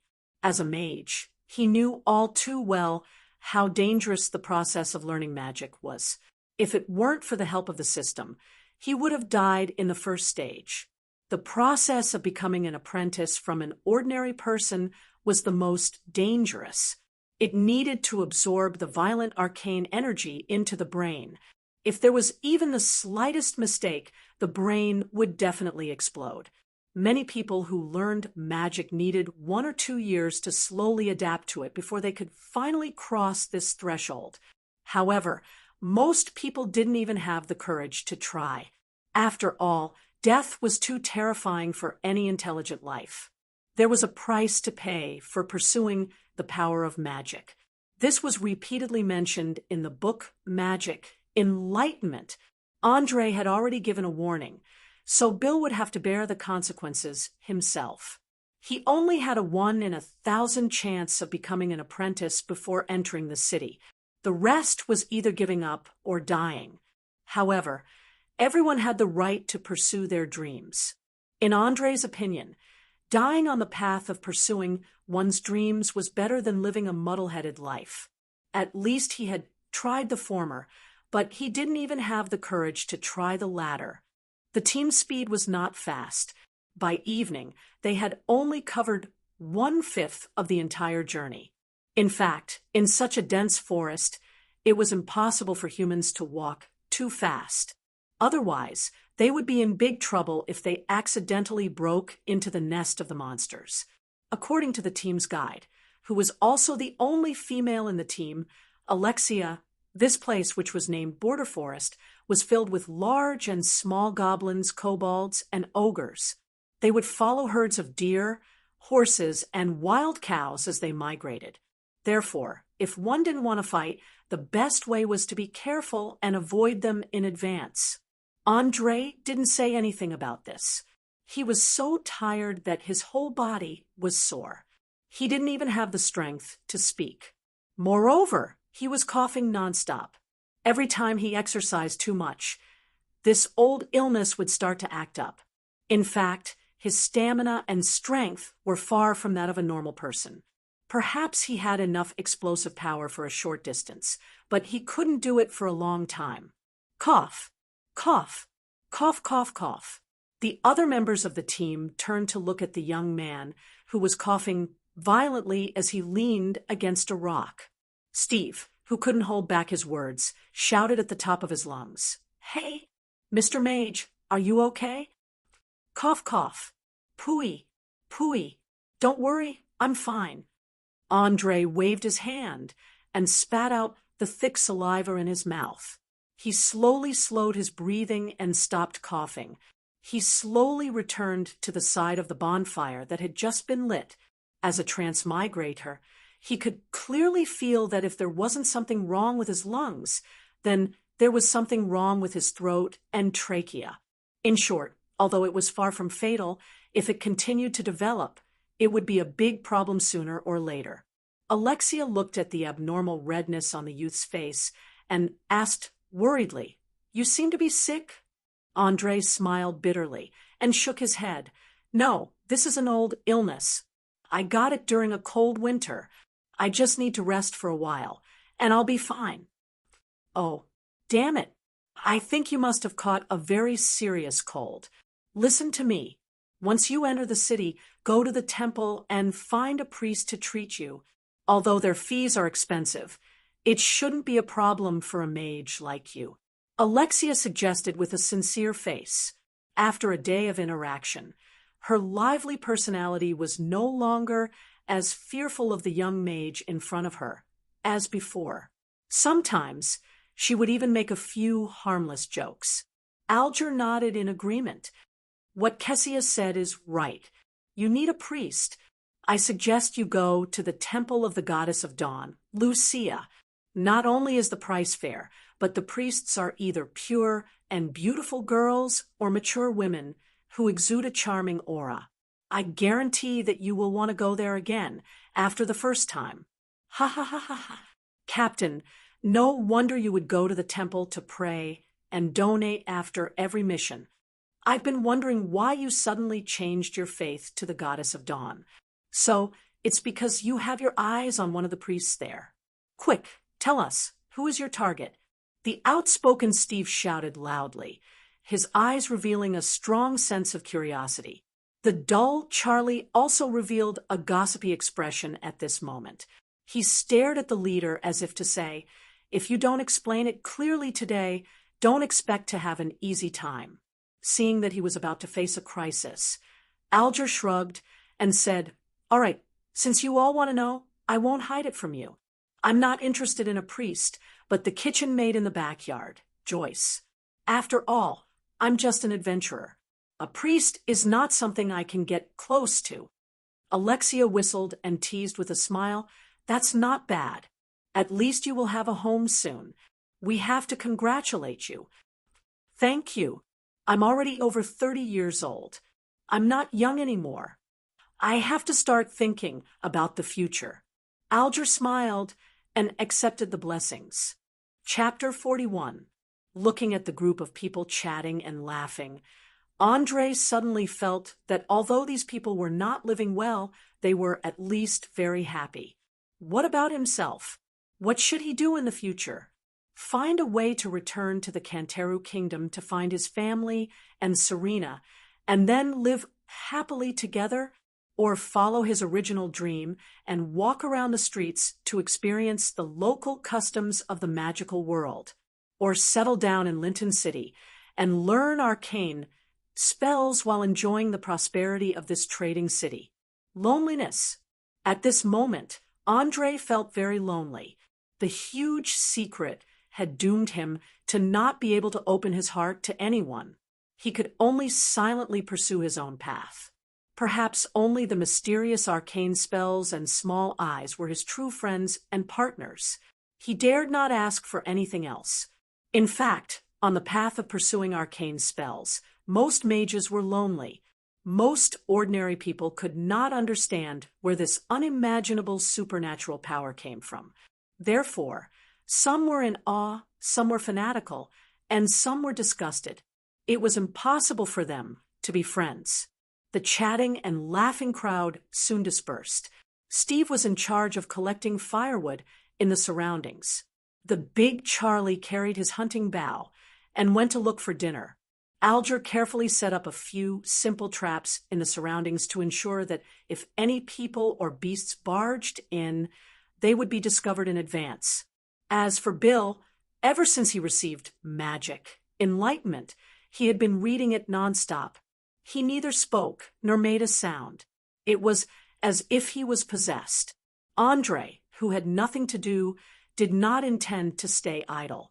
He took out the flame protection robe from his backpack and prepared to wash it at the stream in front. Although magic tricks could not clean the dirt on it, it was not a problem to dry it directly after washing it. Just as he was about to head to the stream, Alexia suddenly came over and asked curiously, "Are you going to wash your clothes?" "That's right. I'm going to clean this robe. As you can see, the oil stains and stench on it are enough to suffocate a person to death," Andre said as he shook the robe in his hand. In an instant, a pungent smell mixed with a sour stench filled the air. The girl took a sniff and immediately sneezed. She pinched her nose and sighed. "Oh my God! How long has it been since you washed this robe? I have to say, it's a miracle that it's still intact." "Indeed, it hasn't been washed for a long time, so I'm planning to take it to the stream to wash. If you want to get water to cook, you'd better hurry. Otherwise, the water there won't be usable." After saying that, Andre no longer cared about Alexia's entanglement. He quickly ran to the stream and threw the robe into it. Before he could start rubbing, the entire stream turned black and emitted a foul stench. In just a few minutes, the small fish in the downstream position floated up with their bellies swollen. It was as terrifying as a biological weapon. Looking at the scene in front of him, he couldn't help but recall Ulysses's head full of maggots and lice. He suddenly had goosebumps all over his body. He immediately squatted down and began to scrub the flame protective robe. Fortunately, the frost spider's silk was tough enough. Otherwise, it would have been torn apart.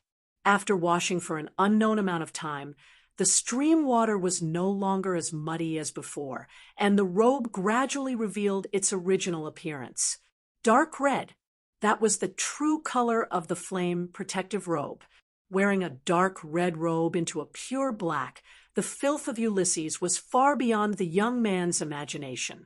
He even felt that the necromancer didn't even need to use powerful magic. He only needed to scrape a little bit of dirt from his body to poison him to death. As the last trace of the sun disappeared from the horizon, the sky finally turned completely dark.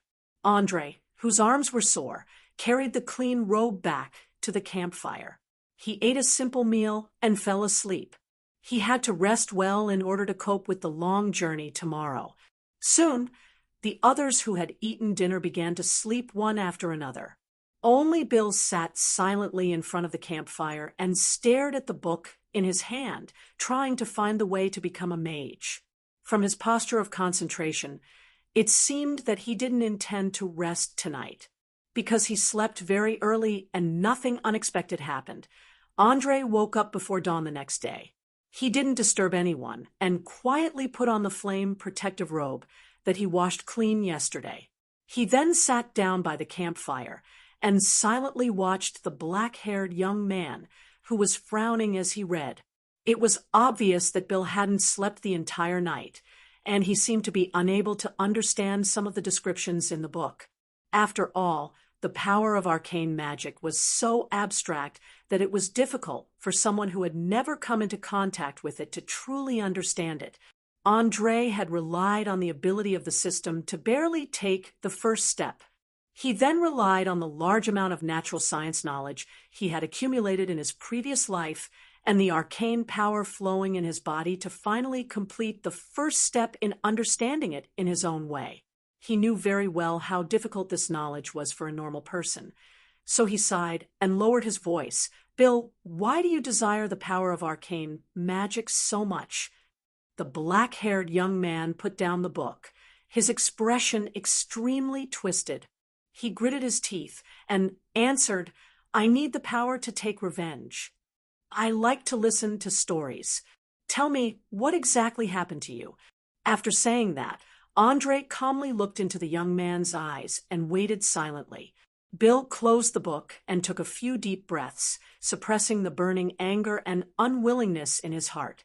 He recounted with a hoarse voice, "It was a mage, a powerful mage. He forcefully kidnapped my mother and sister 10 years ago and used them for inhumane experiments. In the end, they died. They all died. Their broken corpses were like garbage that was about to be thrown into the sea. I could only watch it happen, but I had no way to stop it." After hearing this, Andre instantly recalled what Ulysses had done. He immediately frowned. Did no one do anything? Isn't there a law enforcement agency in the city? Law enforcement agency? Bill laughed sarcastically. The Association of Mages is independent of the law enforcement agency. Other than the council and themselves, no one can convict them. Ever since the establishment of Lincoln City, no mage has ever been punished. Tell me his name." Andre narrowed his eyes, his entire body emitting a chilling aura. As someone who had personally experienced such things, he hated the use of innocent people for experiments. If he had the chance, he would definitely get rid of this scum like Ulysses. Chapter 42. Bill felt a strong, murderous intent from the youth. Although he didn't know why, he gritted his teeth and spat out a piece of information. Gavin Lauren, a senior member of the Mage Association. He's very powerful and once killed 2 enemy mages in a naval battle. Got it. Andre nodded and didn't say anything else. He didn't promise that he would kill this person, nor did he give any promises. However, Bill had a strong premonition that Gavin Lauren would soon die at the hands of the youth in front of him. Moreover, his death would be very tragic, just like his tortured mother and sister. In the following days, neither of them spoke a word, nor did they mention it to anyone else. It was as if it had never happened. After eating some dry rations, the whole team set off again. In order to leave this dangerous forest as soon as possible, everyone slightly increased their speed. Every day, they would wake up early and sleep late. Although they encountered some small troubles on the way, they finally reached the outskirts of the city at noon on the fourth day. Looking at the neat farmlands on both sides of the dirt road, the passing merchants and pedestrians, and the patrolling cavalry, Andre felt as if he was in the Middle Ages of Europe, especially when he saw the tall and majestic city walls in the distance. He was so shocked that he couldn't speak. He couldn't believe that a city wall over 60 meters tall could be built in this backward world. This was close to the height of a 20-story building on Earth. From afar, it looked like two giant arms hugging the entire city. "How is it? Are you surprised?" Alexia asked with a playful wink. Andre nodded lightly. "Yes, it's hard to imagine how a city with only 100,000 people could build such a majestic wall. I can't wait to go in and take a look.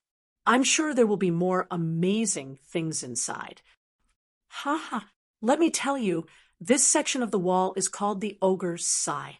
It's said that a long, long time ago, a powerful ogre leader led an army to ransack Lincoln City, but in the end, he couldn't break through the wall and sighed helplessly." After explaining the origin of the city wall's name, the girl immediately jumped in front of the leader and shouted excitedly, "Hey, Uncle, quickly calculate how much money we've earned this time." Perhaps it was because they had arrived at a safe place. Alger, who had always kept a straight face, smiled and stroked the thick beard on his chin. "There's no need to calculate. All the accounts are in my head. Confirming the location of the ruins is 200 gold coins, drawing a rough map is 60 gold coins, and adding the 300 silver coins and 5,000 copper coins that Mr. Mage gave us. Each of us will get 52 gold coins, 60 silver coins, and 1,000 copper coins. We can rest well for a few days. Hooray! Sure enough, the more dangerous the mission, the higher the reward." Alexia waved her fist and shouted like a crazy girl. "Hee, after I get the money, I have to find a place to have a drink. This mission is too dangerous. I need to calm myself down," Steve said as he licked his dry lips. Alexia glanced at her teammate and curled her lips in disdain. "Humph, you must be addicted to alcohol again. Be careful that you don't meet a pickpocket when you're drunk. Then half a month of hard work will be taken advantage of. It's okay, I'll accompany him." Big Charlie stood out and smiled. "Watch him closely. I don't want to be yelled at by Steve's mother. Do you still remember what happened after he lost the money last time? Remember, if necessary, I allow you to knock him out and drag him home," Alger said as he glared at Steve threateningly. Cha Lixiang raised his sandbag-sized fist and waved it without thinking. "Understood. If he dares to get drunk, I'll knock him out." After hearing the conversation between the two, Steve covered his face and wailed. He knew Big Charlie's personality very well. He always obeyed the leader's orders. It seemed like his plan to drink to his heart's content had to be put on hold. No one was willing to be punched for no reason. Looking at the scene of his teammates laughing and scolding, Bill smiled and silently returned magic, enlightenment to the young man. He said in a very low voice, "Thank you. I know you've already memorized the contents of this book. Be careful. Before you fully understand the meaning of every sentence, don't try it because it's not much different from suicide. You definitely don't want to blow up your own head before killing your enemy, right?" Andre warned softly after taking the book. "Don't worry, I won't try it within half a year." Bill clenched his fists and promised. He had already obtained the key to the magic world. Now he needed to accumulate and settle down, slowly find the path until he found the right opportunity to open that door. Just as the two of them were talking, the team passed through the moat and arrived at the city gate. A team of armored soldiers were guarding the gate with swords in their hands. Everyone who entered the city would consciously throw 5 copper coins into the basket beside them. Andre was a little curious. He turned his head and asked Alger, "What does that mean? Some kind of tax?" That's right. Everyone who enters the city has to pay the entrance tax. Don't you have it where you live? Alger asked, scratching his head. I don't know. I've always lived in a remote place with my mentor to learn magic. I've never seen what a big city looks like. Andre explained half-truthfully as he rummaged through his backpack, wanting to take out a gold coin to pay the entrance tax. He had no choice. It wasn't that he wanted to be a spendthrift. It was just that he didn't have any other currency other than gold coins. But before the gold coin could be thrown into the basket, Alger hurriedly stopped the young man's actions and shouted at the guards, "He's a mage. He doesn't need to pay the entrance tax." Mage. After hearing the word, the guards immediately retracted their greedy gazes and looked at Andre in shock, a nervous expression on their faces. "Proof? I need proof. You know the rules. You mean you need me to cast an arcane spell?" Andre frowned and asked uncertainly. He had never been in a situation like this before, so he didn't know what the so-called proof meant. The guard gulped and explained, "That's right, Sir Mage. You only need a low-level spell to prove that you're an arcane spell user." I see. As soon as he finished speaking, Andre suddenly raised his hand and uttered a strange syllable. Chapter 43. In an instant, 2 glowing missiles flew out from between his fingers, accurately hitting the hardwood table beside him. They were like 2 bullets, piercing through it and leaving 2 charred holes in it. The rank 1 arcane spell, Magic Missile, was one of the fastest spells to cast, even faster than some rank 0 arcane spells. It was also very powerful, comparable to firearms like pistols. Whoosh! The people who had been queuing up to enter the city quickly retreated, leaving a large empty space. Each of them had a look of awe. As for the guard, his legs were about to lose their balance. Beads of sweat were dripping down from his forehead along his cheeks. He made a 90-degree bow and said with a trembling voice, My apologies, Honorable Mage. Please forgive my unintentional offense. You and your companions may enter." "Really? Don't they have to pay the entrance tax?" Andre was confused. He didn't know what this guard was afraid of. Was it necessary to make him look like a murderous demon king? "Of course. I promise that you and your friends will never have to pay the entrance tax again." The guard replied, trembling all over. Seeing the wet marks on the inside of the guard's trousers, Andre's mouth twitched slightly, and he walked straight through the city gate. He couldn't believe that someone had actually been scared to the point of wetting their pants in front of so many people. Just as he was filled with questions, he suddenly heard a burst of laughter behind him. "Ha ha ha ha ha! Did you see the water stains on that bastard's trousers? He actually wet his pants. Serves him right. Who told him to take advantage of us every time? It's only 5 copper coins, but he took 5 silver coins. I think he won't have the face to stay here in the future. After all, he wet his pants in front of so many people. If it were me, I wouldn't even leave my house." After hearing these words, Andre finally understood what was going on. He had been used by Alger to intimidate a guard who was secretly cheating for personal gain. No wonder he was so afraid. He was afraid of revenge. Bill saw the youth's gloomy expression and leaned forward to say in a low voice, "Now, do you feel the status of a mage in this city?" "Yes, I feel it. I just want to ask, what would have happened if I had killed that soldier just now?" Andre took a deep breath and asked softly, "Consequences? As long as you're willing to join the Mage Association, there won't be any consequences. This city relies on the power of the mages, and at the same time, it is controlled by the mages. The authority they control is even comparable to that of the nobles." Bill's eyes revealed a trace of gloominess as he lowered his head and walked forward silently. Andre looked at the spacious and lively street in front of him. He narrowed his eyes and muttered softly, "How interesting! A city where mages reign supreme. a city where trade flourishes, and also a city where corruption is rampant. I hope this place won't disappoint me. Don't worry, it will not disappoint you. Here, mages are even nobler than nobles. I believe you saw the reaction of the guard at the door. What do you think?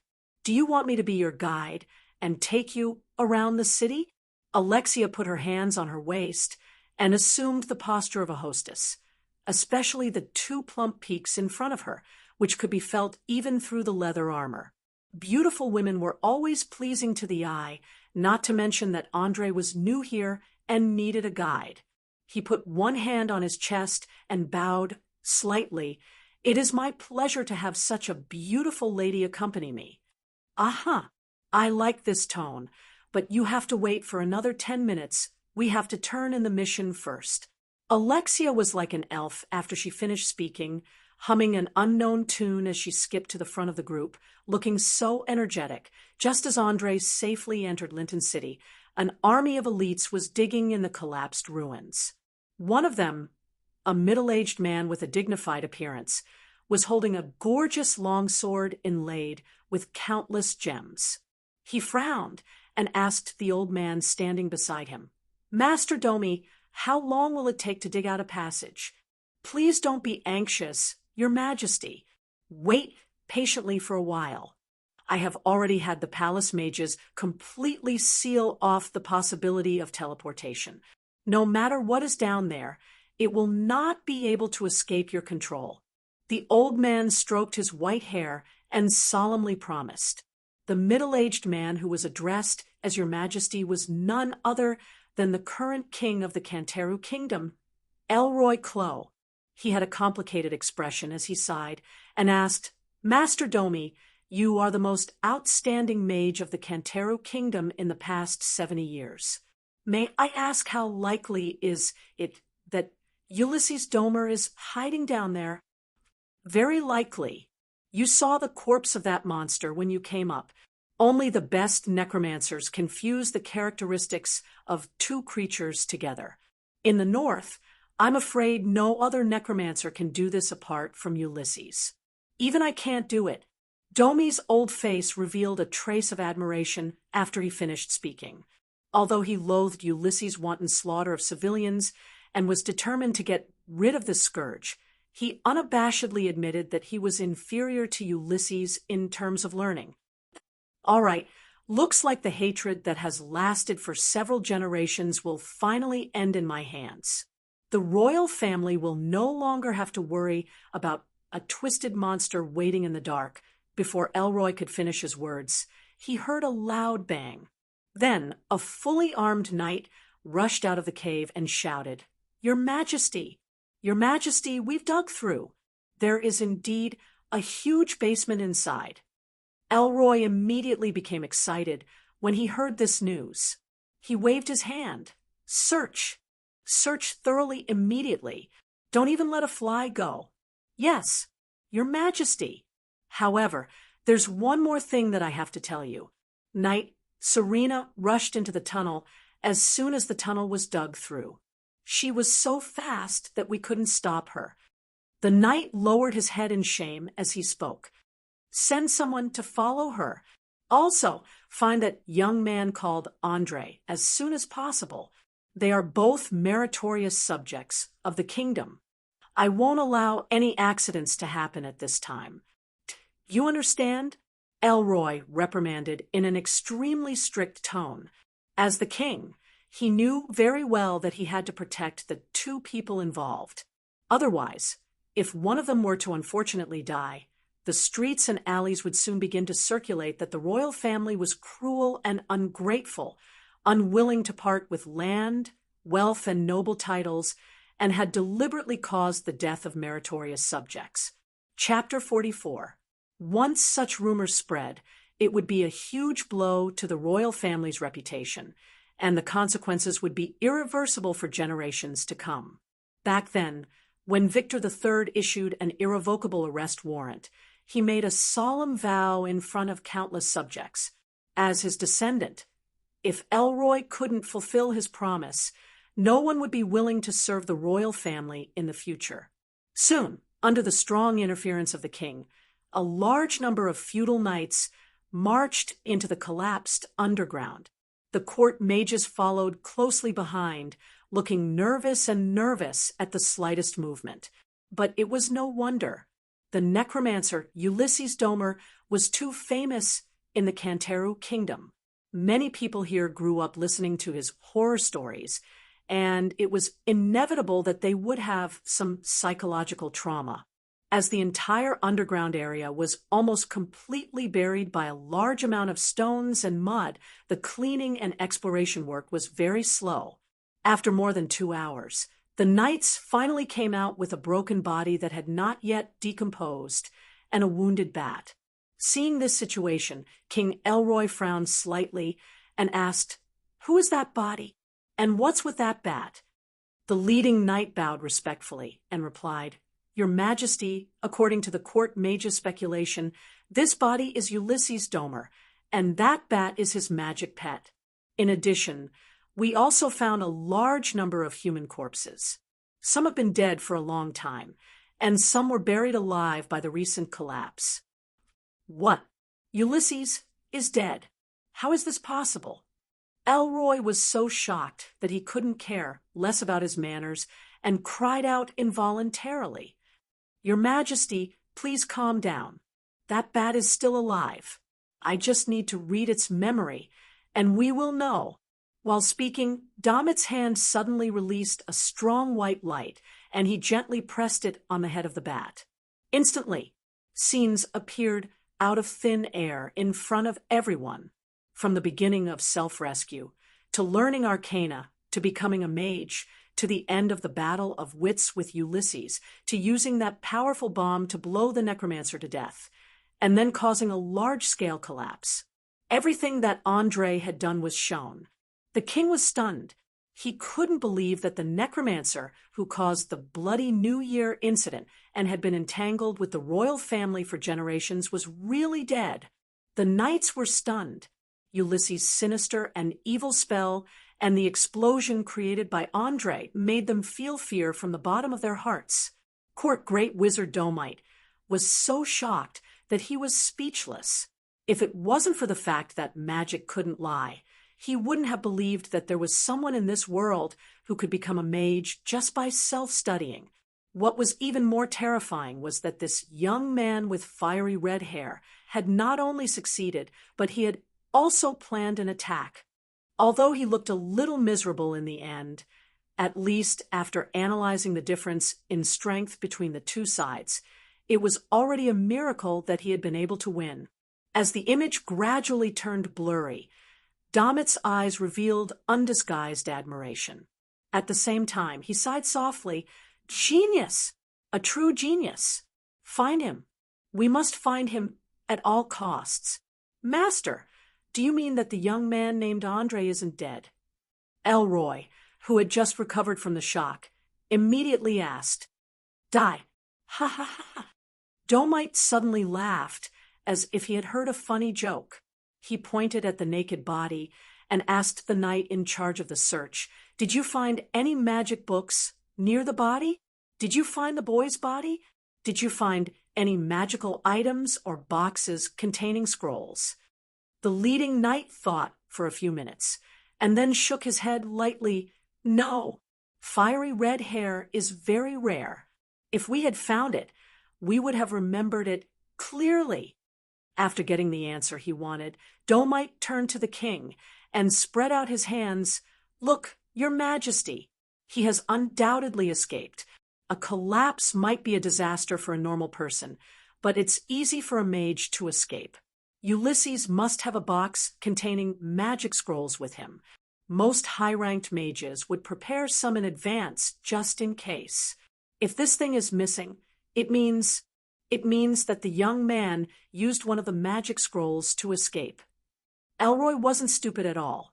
He immediately finished the second half of the sentence, and then ordered the knights beside him loudly, "Quick, go and invite Knight Serena here." "Yes, Your Majesty." All the knights saluted with their swords in unison and turned to enter the cave once more.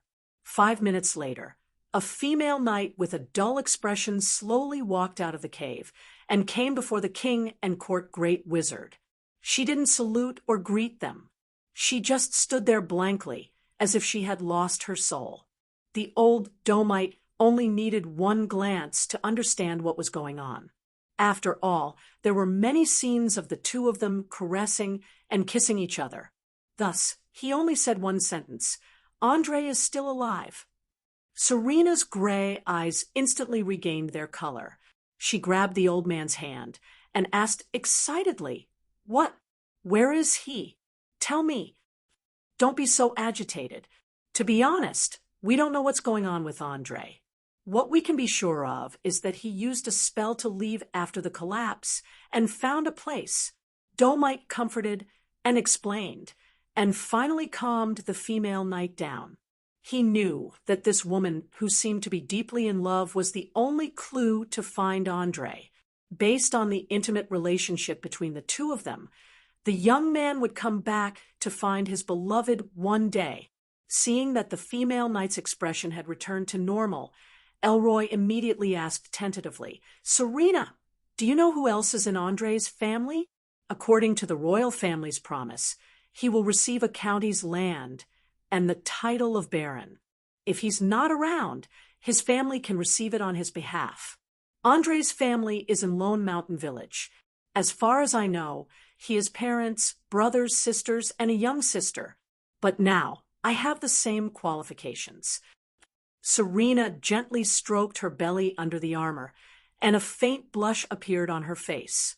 The king immediately understood the meaning of this action, and immediately exclaimed, "You're pregnant with Andre's child?" Serena smiled and nodded. "Yes, I only found out recently that I'm going to be a mother. Perhaps when the child is born next year, his father will rush back from a faraway place." Chapter 45.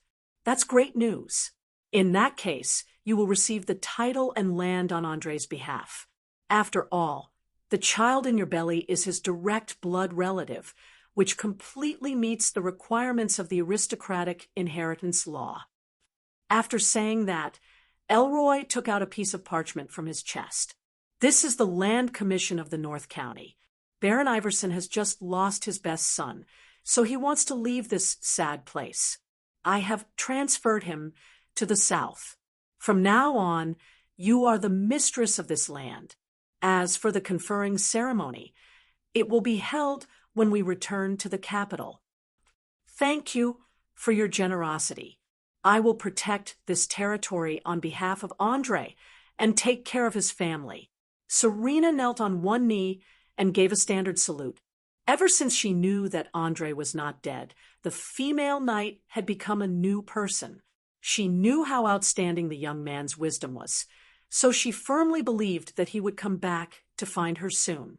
After the salute, Serena quickly retreated into the cave. She needed a relatively warm environment, as she was pregnant. As soon as the female knight left, the king immediately asked the old man beside him, "Master, are you sure this is enough?" "Of course, your majesty. Believe me, when this genius young man returns, he will definitely offer you his sincerest thanks. As long as we seize the opportunity, the Canteru kingdom is likely to welcome a mage who is far more talented than Ulysses Domer. His future is simply limitless. More importantly, he must have taken away Ulysses' spell book. There are extremely evil and powerful spells recorded there. If we can master them." As the howling cold wind became stronger and stronger, it completely covered the voices of the two people. Andre, who was hundreds of kilometers away, did not know that Serena was pregnant with his child. He was touring around with the enthusiastic Alexia, admiring the prosperity and hustle of the southern coastal city. After the leader Alger received the commission from the client, he immediately distributed the money to his companions and disbanded on the spot. From then on, the two of them ran from the north to the south of the city. First, they went to the bazaar with a wide variety of goods. Then, they went to look at the huge sailboats and port in the dock area. Finally, They came to the shrine of the goddess of dawn, Lucia. As he gazed at the majestic building made of white marble, Andre could sense the immense power contained within. It was an energy that was fundamentally different from arcane spells, but also somewhat similar. Just getting close to it would make one want to prostrate themselves in worship. Through the understanding he had read in books, he knew that this was divine power, a power that belonged to the true gods. In the land of Orire, there were all kinds of gods. Some were evil, some were kind, some advocated order, some advocated chaos, and some believed that both sides were wrong, and that neutrality was the only right path. They saw each other as their enemies, fighting and scheming against each other. Mortals were also affected, fighting and killing on the ground. 600 years ago, more than 90% of the gods had an unprecedented conflict for unknown reasons, which directly led to the death of millions of mortals. The earth was severely damaged. Forests became deserts, land sank into the sea, mountains became lakes, and so on. Even the gods died in large numbers in the fierce battle, which eventually led to the wrath of the king of the gods in the world, the god of gods. This unknown, powerful god blocked the connection between the world of the gods and the mortal world. So now the gods could only rely on their priests and believers to interfere in the mortal world. The shrine was the place where they communicated with their priests and believers. The goddess of dawn, Lucia, was a very kind goddess. Her teachings mainly promoted healthy exercise, positive and optimistic spirit, women's personal freedom, and the pursuit of light, and so on. Most of the priests were naive young girls and mature women who had always been kind-hearted. "Hey, you've been standing here for half a day. Don't tell me you're fascinated by the statue of the goddess?" Alexia laughed and teased. Andre shrugged and smiled helplessly. "No, I'm just wondering if the shrine can really cure my cough. You have to know that this has been an old problem for 3 years. Generally speaking, the longer it is delayed, the harder it is to recover." "Well, don't think too much. The priests are the experts in this field. Come with me." Alexia didn't say anything. She pulled the youth's arm and forcibly dragged him into the shrine. She went straight to a mature woman in her early 30s wearing a long robe and a ribbon in her hair. When the believers who came to donate or worship saw this scene, they covered their mouths and laughed. After all, most of them were girls in their 20s. This was the age when they were the most curious and gossipy. "May I ask why the two of you have come to the shrine of the goddess?" The female priest gently stroked her long brown hair and asked. Although her etiquette was almost impeccable, the slightly upturned corners of her mouth betrayed everything. Alexia quickly poked Andre's chest with her finger and quickly replied, "Good afternoon, respected lady. My friend here will cough violently whenever he exercises too much. It seems that he has caught a cold. I hope you can take a look." "A cold?" The female priest immediately shifted her gaze to the youth's face. After a few minutes of careful examination, a trace of understanding appeared on her face. It is indeed frostbite, and it has been for a long time." Andre was a little surprised to see that the other party was able to see through his body's illness so quickly. He then bowed politely. "Madam, may I ask if my illness can be cured?" The female priest didn't hesitate and immediately nodded. "Of course it can, but it will be a little troublesome. If you came here as soon as you got sick, then a level 0 divine, spell minor injury cure, would be able to cure you. But now it will take at least a level 3 divine, spell disease removal, and a level 2 divine, spell moderate injury cure. They are quite expensive, and I need to make sure that you have the ability to pay." "Aha! Please don't worry about this. My friend is a mage, so he can definitely pay for the treatment." Alexia didn't wait for the youth to speak before rushing to answer. The girl had done this many times along the way. She basically said this to everyone she met, as if she was afraid that others wouldn't know that she knew a mage. Andre only laughed at Alexia's desire to show off.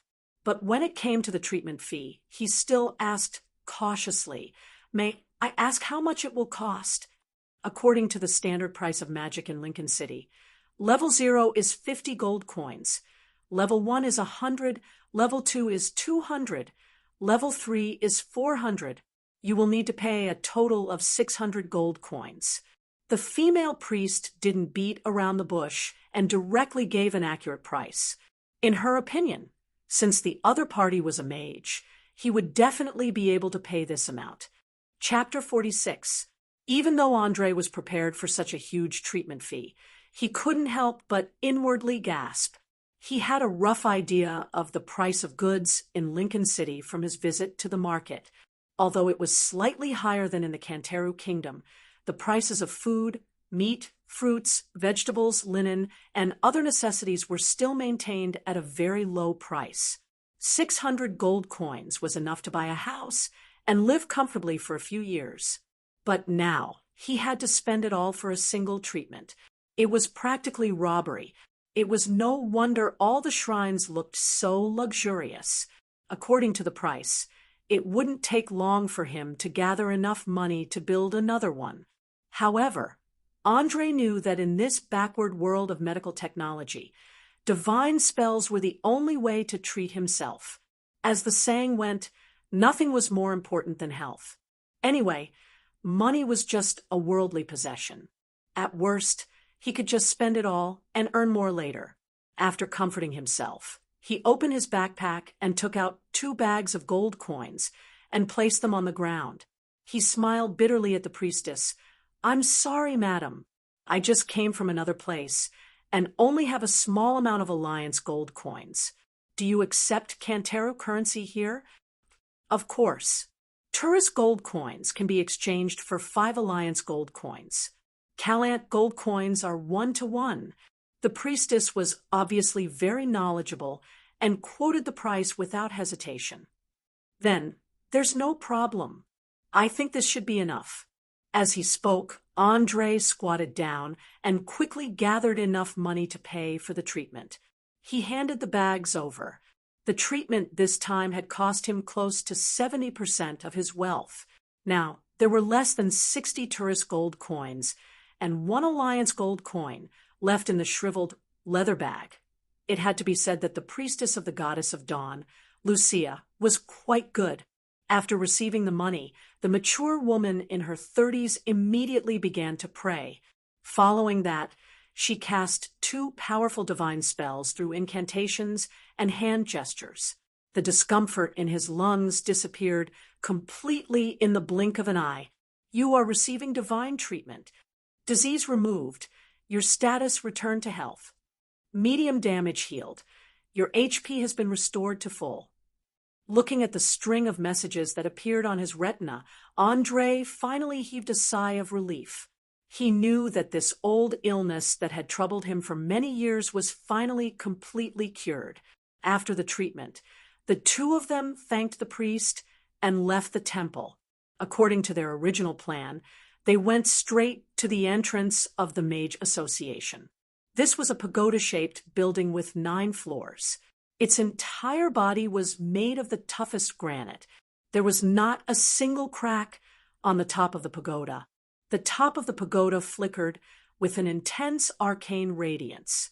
Even during the day, it still looked extremely dazzling.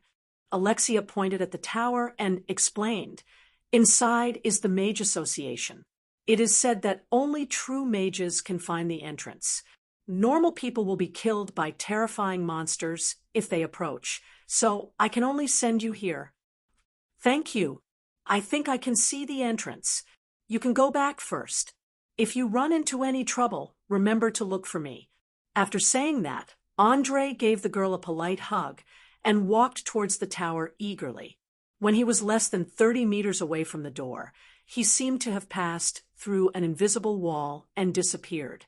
Alexia, who had not gone far, saw this scene and opened her mouth wide. She almost cried out in surprise. But when she thought of the power and influence of the mages, she immediately covered her mouth and ran until she disappeared at the end of the street. At the same time, Andre, who had just passed through the camouflage barrier, saw a completely different scene from the one outside. There was actually a garden in front of the tower. There were all kinds of strange plants that competed with each other in terms of beauty.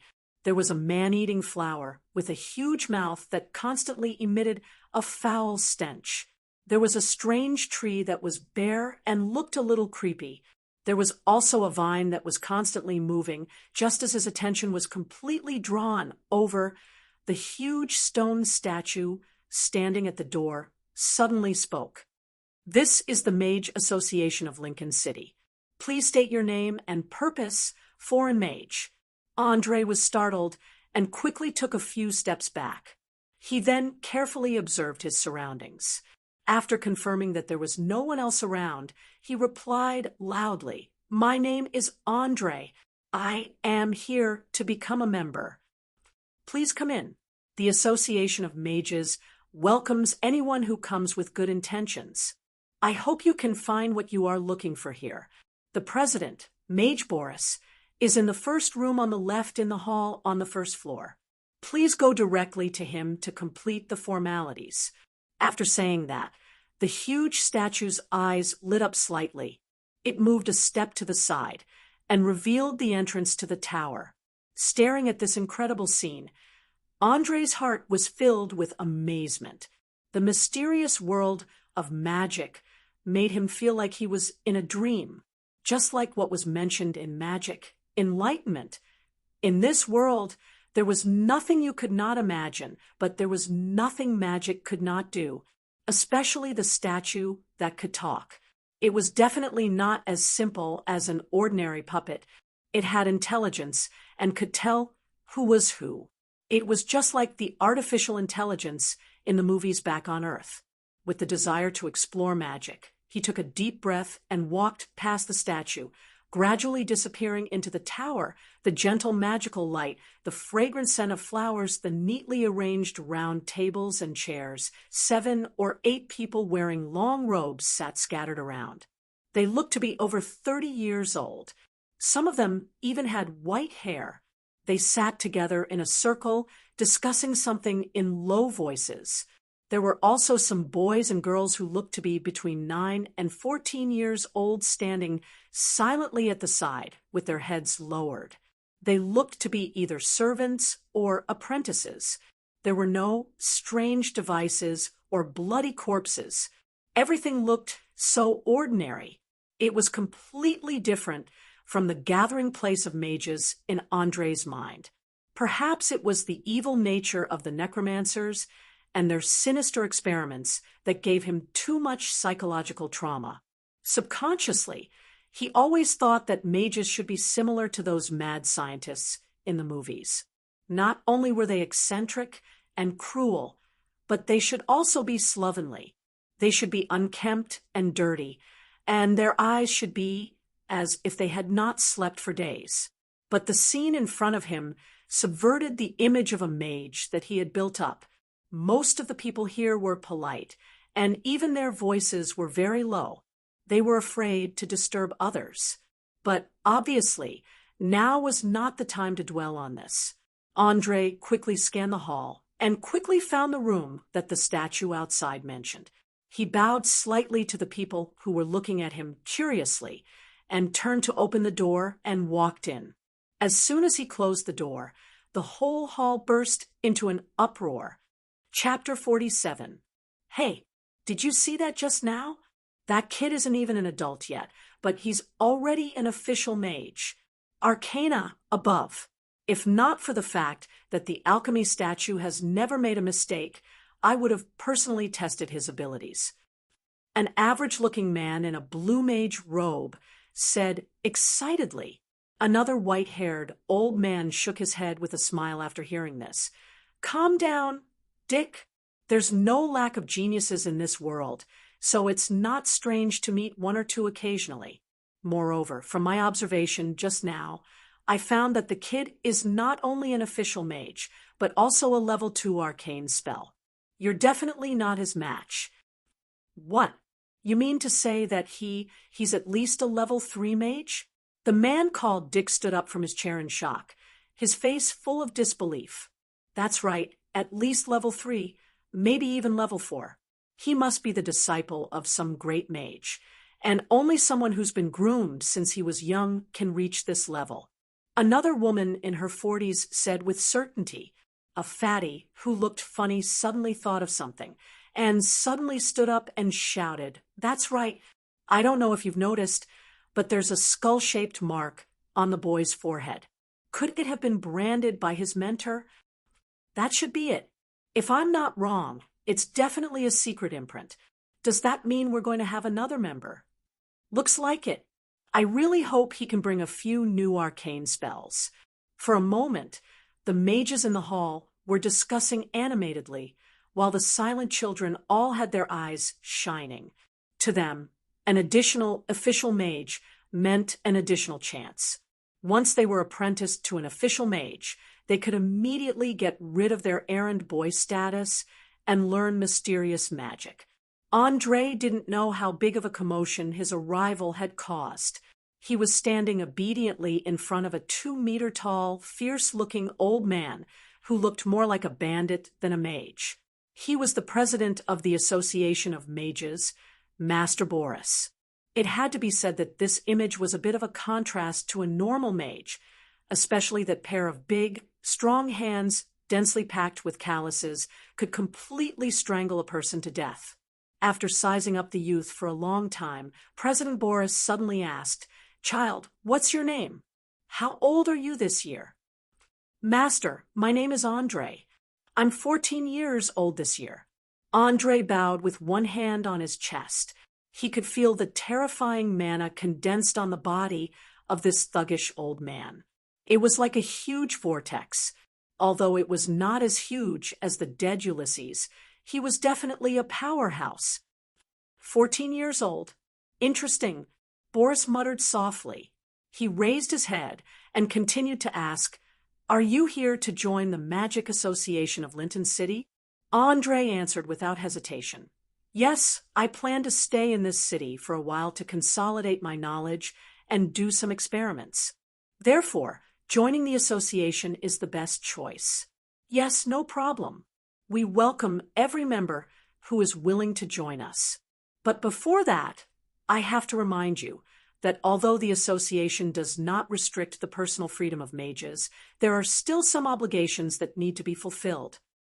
At this point, Boris glanced at the youth's expression. He then put on his glasses and picked up a piece of parchment to read. "First, you must complete a mission every month. The reward is generous. Of course, if you are in urgent need of money, you can accept more.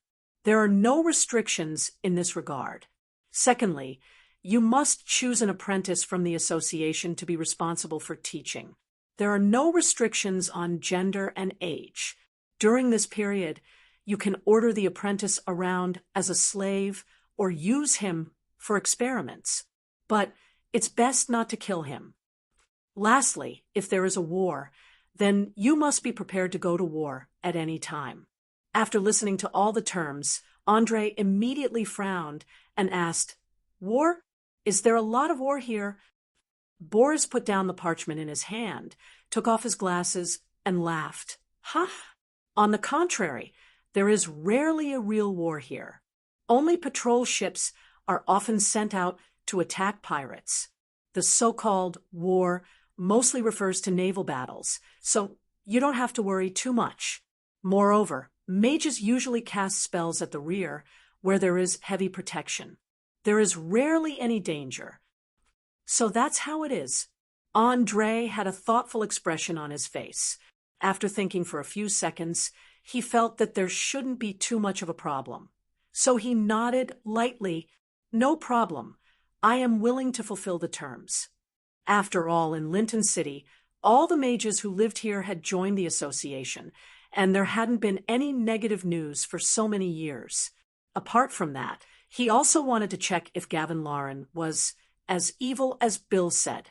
"Since that's the case, I welcome you on behalf of the Mages Association." According to the rules, please immediately cast the highest level arcane spell you know, and then report your mage level. With that, Boris took a few steps back, giving the youth enough space to cast the spell. Andre didn't expect there to be such a rule. He was stunned for a moment, but then he began to chant an incantation. His 10 nimble fingers danced quickly, and in the blink of an eye, he completely disappeared without a trace.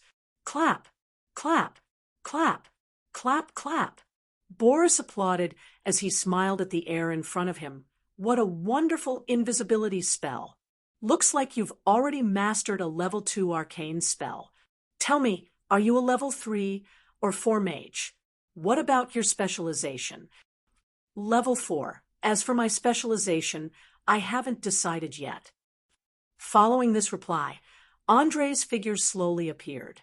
Although this spell allowed him to hide, the weakness was that he couldn't speak or make any offensive movements, or else he would be immediately exposed.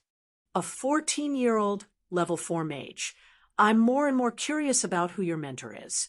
If it's convenient, can you reveal a little? Boris narrowed his eyes and asked tentatively. In his eyes, to be able to cultivate such a young official mage, his mentor must be very powerful. Perhaps he was from some hidden magical family, holding large amounts of ancient literature and lost arcane spells. He was very valuable. Andre felt a strong sense of ambition from the other party, so he pretended to be in a difficult position. I'm sorry. I'm afraid I'll have to disappoint you. My teacher doesn't allow me to mention his name outside. Chapter 48. Seeing that he couldn't get any useful information, Boris sighed regretfully. He took out a sapphire badge with a tower engraved on it and tossed it to the youth. All right, I knew it would be like this. Also, this is your badge for ordinary members. It's a magical item, and when you wear it, you can remember an additional level 2 spell. Now, you can go to the hall and get to know the others and pick an apprentice. Remember, don't kill them by accident. Don't worry, I don't like human experiments. After saying this, Andre bowed politely and pinned the sapphire badge to his chest. He then turned and left the room. Even though he had to take on some responsibilities, he still gained a lot of benefits. The first was the association's large amount of resources and arcane scrolls, which could be bought with money. The second point was that every member could use the public facilities in the tower, such as alchemy rooms, workbenches, furnaces, and so on. Every month, there would be a certain amount of energy allocation, which could be used for experiments and making magic items. The third was judicial immunity. No matter what law was broken, only the association could deal with it. The patrolling guards had no right to interfere. The fourth was that every mage had a tax exemption of 1,000 gold coins every month. Whether it was doing business, selling magical items, or selling potions, it was all included. As long as the tax didn't exceed this amount, it was exempt. If it did, it would be deducted. It had to be said that the mages of Linton City were living in heaven. No wonder Bill said that mages had as much power as nobles. It seemed that the rumors were true. As a direct beneficiary, Andre felt that he could stay here for a few more days, especially since he still didn't have a complete understanding of some of the basic knowledge. After all, Ulysses was already dead, and there was nothing to do if he returned to the Canteru kingdom too early. He might as well raise his strength in this resource-rich place.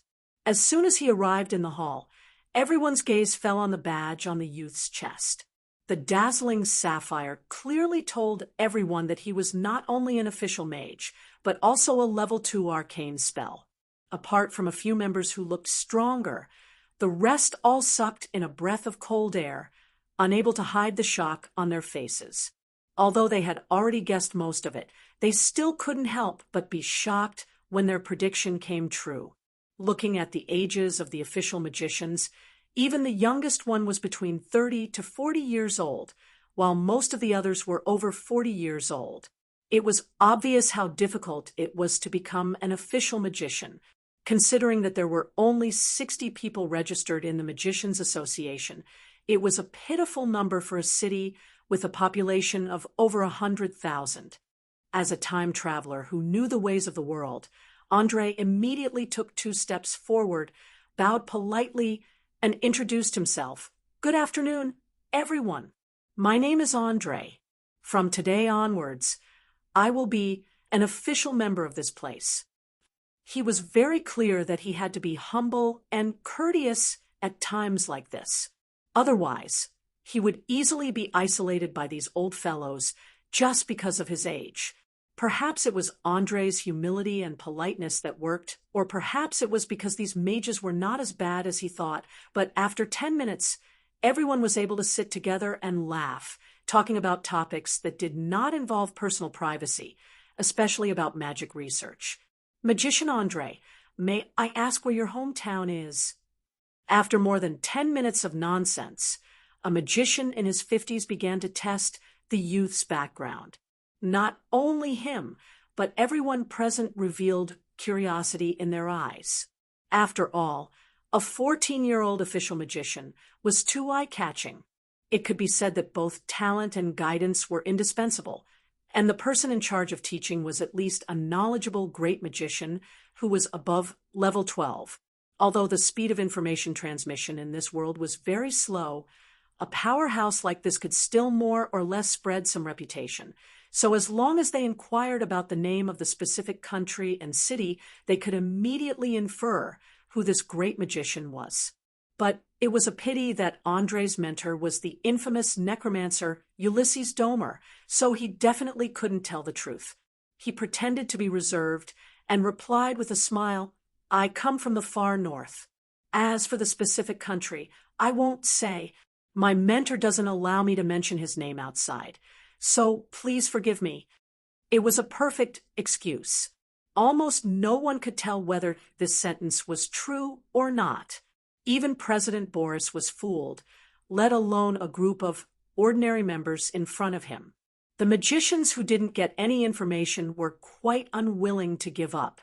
In the next half an hour, they took turns to bombard the youth with questions, trying to get some useful information by beating around the bush. Andre carefully dealt with these people who seemed to have ulterior motives. He tried his best not to mention any names of places, environmental characteristics, and social situations to prevent them from guessing the location of the Canteru Kingdom. He didn't intend to let anyone know where he came from. And he also didn't want anyone to know about the unbearable days when he was under the necromancer's control.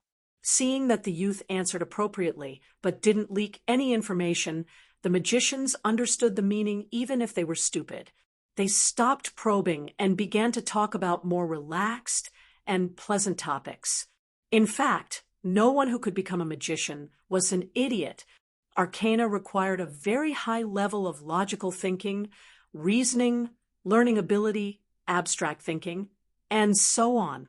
Those who weren't smart enough were completely eliminated when they were still apprentices. Therefore, those who could become a magician were all elites. They understood that the youth didn't want anyone to pry into his privacy, so they gave up on this idea. As time passed, Andre was getting more and more annoyed with the magician's idle time. Finally, he couldn't stand it anymore. He stood up and bowed, slightly. "My apologies. Although I've enjoyed chatting with all of you, I have to quickly choose an apprentice and find a place to live in the city." As soon as he finished speaking, the door of the magician tower suddenly opened. A man in his 40s with a hooked nose, short black hair, and sharp eyes walked in. He glanced at everyone present with disdain, opened his arms, and sneered loudly, "Ha ha! It's you cowards again. You only know how to do experiments and chat in the magician tower all day. Once there's a battle, you panic. If I were you, I would have killed myself out of shame." Chapter 49. Gavin Lauren. Don't think you can do whatever you want just because you've won a few magic duels. This is the Association of Mages. This is not your private playground. A gray-haired, old man stood up and scolded back, without backing down. Ha ha ha ha. Old man, are you tired of living? Do you want to have a magic duel with me outside right now? I promise I'll twist your moldy head off in 5 minutes. The man called Gavin Lauren directly issued a challenge. From the cruel smile on his face, it was definitely not a joke. The old man was obviously not someone easy to deal with. He grabbed the hardwood cane on the table and slowly stood up. The other mages around him also stood up, and their eyes were quite scary. Gavin snapped his fingers without fear. In an instant, 5 or 6 of his companions rushed in from outside the mage tower. The two sides quickly entered a state of confrontation. A little carelessness could lead to a large-scale battle. Andre, who had just arrived, did not understand what was going on. Why were they all fine just now? And in the blink of an eye, they started to fight among themselves. In order not to be affected, he carefully retreated to the side and silently observed the executioner that Bill described, Gavin Lauren. Obviously, it was this person who rushed in and ridiculed them for no reason that caused the situation in front of them. From his words and the tyrannical aura he exuded, his hands were definitely stained with blood. He gave people a feeling of arrogance and despotism, which was very unpleasant. Just when the battle was about to start, the door on the left side was suddenly kicked open. Boris walked out and roared at everyone. "What are you doing? Tell me, what are you trying to do?" "Ah." After roaring, he came in front of Gavin and asked with a grim smile, "You like magic duels, right? Come on, I'll accompany you. Together." Gavin, who was still majestic just a moment ago, instantly withered. He lowered his head like a child who made a mistake and did not even dare to breathe loudly. The few guys behind him were even worse. Their legs were slightly trembling. After reprimanding one side, the president immediately turned his spearhead to the other side. "You guys are also very promising. You actually want to swarm up like street hooligans? Where's your dignity? Tell me, where is your dignity as a mage? That was great. Making a scene in front of a new member. Get lost. All of you, scram." The furious Boris was brimming with terrifying magic power, and the expression on his face was even more chilling. No one in the room dared to stay. Soon, they all left, leaving only Andre and a group of apprentices and servants who didn't know what to do. Just like the saying goes, where there are people, there will be fights, not to mention the powerful mages. Without a doubt, although there were only 60 registered members in the Sorcerer Association, they were divided into 2 factions. The tense atmosphere, just now, was the best example. If it wasn't for the president's suppression, they would have fought to the death without hesitation. All right, don't just stand there like a fool. Hurry up and pick an acolyte while these bastards aren't here. Then, go and find a place to stay. Remember, try not to get involved in their fight. It won't do you any good. After saying that, Boris didn't care if the young boy listened or not. He waved his hand and returned to the room, closing the door with a bang. Seeing that the big show had finally come to an end, Andre smiled helplessly. He turned around and began to look at the group of children between the ages of 9 and 14. He was ready to pick a prettier little lowly to play with and raise. Anyway, he couldn't tell who had better talent and who didn't. Fortunately, he picked a prettier one. At least it would make him feel better. As for the president's warning, he didn't care at all. He only wanted to investigate whether Gavin Lauren was really an evil person. If it was true, then he would find a chance to get rid of him. That was all. In order to change their fate, the apprentices and servants all puffed out their chests and showed their best side, especially the girls who were 12 years old and above. They purposely pulled their necklines low, showing off their breasts that were just starting to develop. They wanted to use this to get a better chance. Although they were very young, their intelligence was outstanding. They already understood what it meant to be a disciple of an official mage. Even if they could only become an apprentice who could only use rank 0 arcane spells, they could still live a luxurious life. "Mr. Mage, please choose me. I can do anything. Choose me. I can satisfy any of your requests. Choose me, mister. I'm very familiar with all the streets and alleys in the city." Staring at the faces full of anticipation, Andre was a little hesitant. These children were too scheming. Seeing a group of girls who weren't even 15 years old putting on a seductive posture, anyone with a moral bottom line would feel uncomfortable. At this moment, he suddenly saw a little girl who wasn't even 10 years old standing in the corner. She stared at him curiously with a pair of large blue eyes. She didn't recommend herself like the other children, nor did she take the initiative to expose her body. There was a saying that the eyes were the windows to the soul. Andre could see the pure curiosity in the girl's eyes. She also looked very sweet and cute. With her long golden hair, she looked like a cute little elf. Without any hesitation, he stepped forward and asked with a smile, "My name is Andre. What's your name?" "Beverly." The little lowly softly said her name. However, she was obviously a little shy. She lowered her head and played with the corner of her skirt, not daring to raise her head. "What a beautiful name. Tell me, why did you come to the Mage Tower?" Andre continued to ask as he stroked the girl's long hair.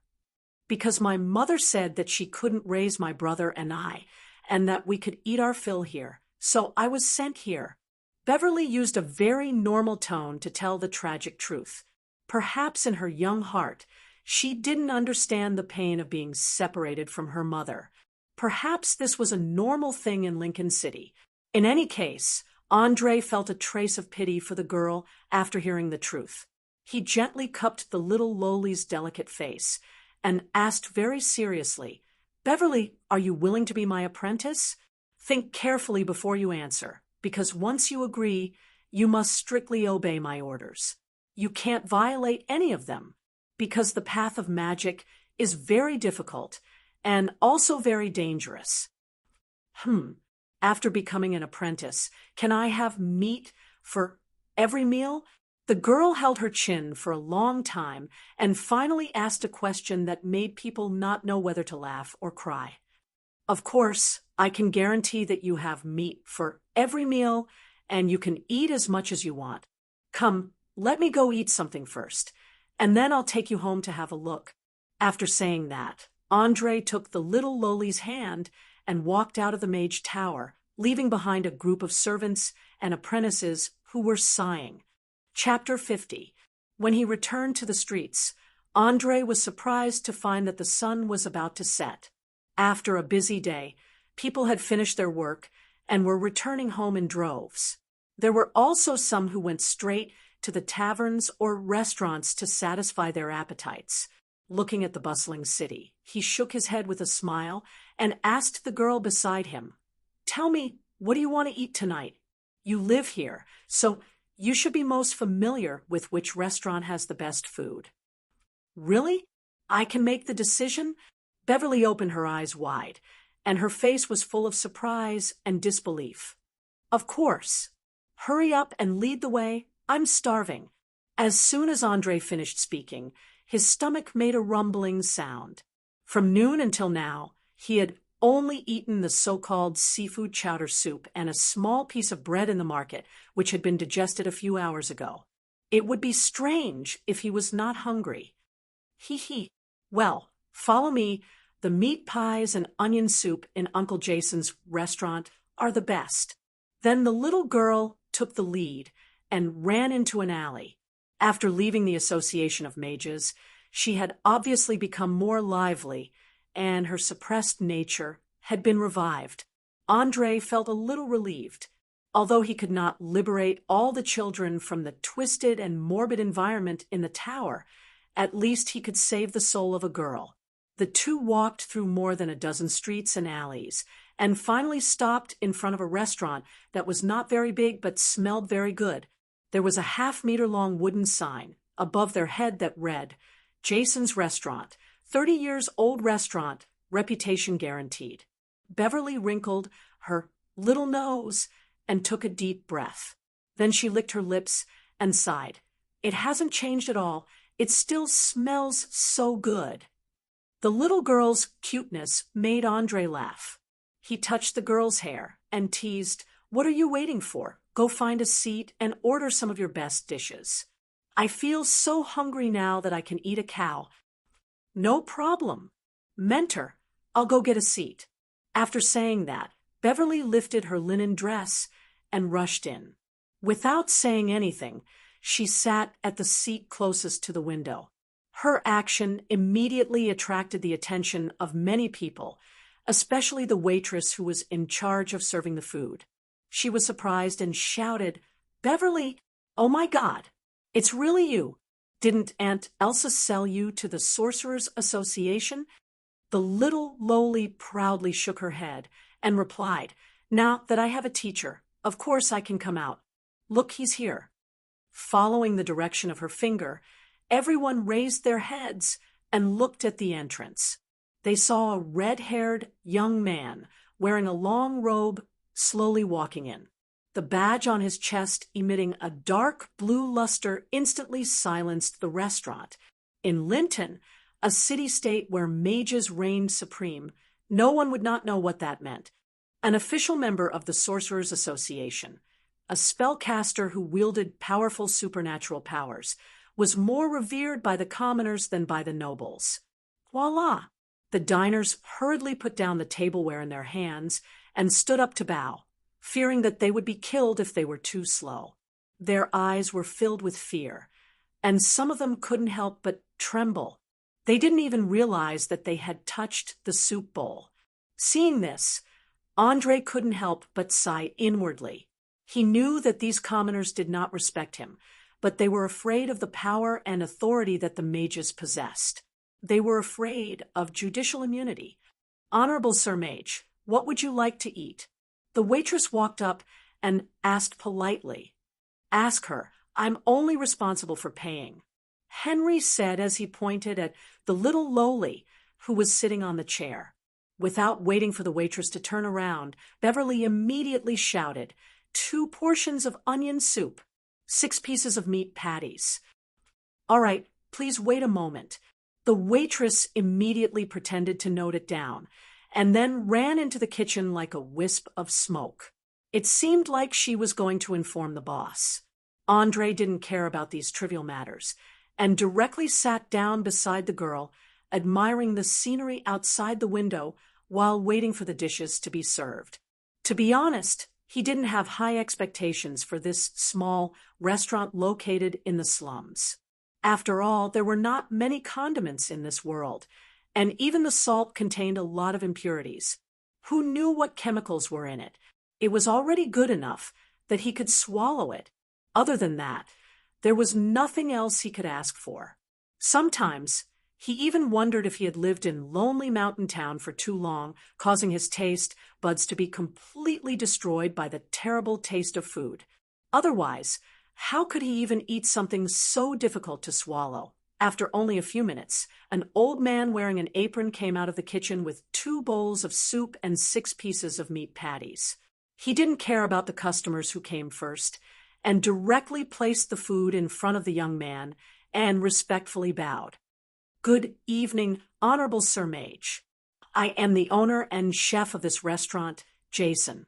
These are the things you ordered. Please enjoy. Thank you. Andre politely thanked him, and immediately picked up the spoon to take a sip of the soup. The taste was not bad, and it wasn't as bad as he imagined. He didn't know what was in it, but there was a faint smell of fish. He raised his head and smiled at the uneasy boss, and praised, Not bad. It's the best onion soup I've ever had. Thank you so much. I know you're a real gourmet at first sight. Jason excitedly waved his big hairy hand. Beverly's mouth was stuffed with meat patties, and she nodded desperately. I've said before, Uncle Jason's cooking is the best. Eat slowly. No one is fighting with you. Be careful not to choke. Andre lovingly stroked the girl's hair. The little lowly in front of him reminded him of his sister in Lonely Mountain Town. Both of them were equally clever, eccentric, and lively. Jason was obviously very familiar with Beverly and asked with a smile, "Little rascal, you haven't been here for a long time. How's life in the Mage Association?" The little lowly swallowed the food in her mouth and muttered in dissatisfaction, "Not bad. Although I'm not full, I'm not starving. It's just that those big kids always like to bully people and leave all the troublesome work to me. A bunch of bad guys." Hearing the girl's complaint, Jason stroked the thick beard on his chin and laughed. "Ha ha ha ha. I believe those big kids must be regretting it to death now, because you're already a real apprentice and they're still handymen. Mr. Mage, Beverly is already your apprentice, isn't she?" "That's right. I'll train her to be a real mage with all my heart, and not like the others who are just doing errands." Just as he finished this sentence, Andre suddenly found a large amount of information popping up in his retina. Chapter 51. Name: Beverly, apprentice, race, human, underage, age, 9 years old, alignment, chaotic good, likes to do things according to her own wishes, does not want to be bound by laws and regulations, but is still kind and willing to help others. Intimacy: 60, she has some respect and good feelings towards you. Please continue to work hard. Attributes: strength, 5 agility, 12 vitality, 6 intelligence, 15 perception, 9 charm, 10 profession, none health points, 2 habs healthy, ability points, 0 attribute points, 0 issue. Have gained an apprentice. Please nurture her into a talent. The higher the apprentice's achievements in the future, the more rewards you will receive. Obviously, these were the basic attributes of the little lowly. Although most of her attributes were terrible, her intelligence was surprisingly high. Beverly was not even 10 years old this year, which meant that she still had a lot of room for growth. As long as she was nurtured well, becoming an official mage was almost certain, and she could become a qualified assistant. What an enviable girl, but her brother is not so lucky. Old Jason touched his sparse hair and sighed. Andre heard a bad signal from this sentence and immediately frowned. What's the matter? Could it be that something has happened? Old Jason sighed, helplessly. Sigh.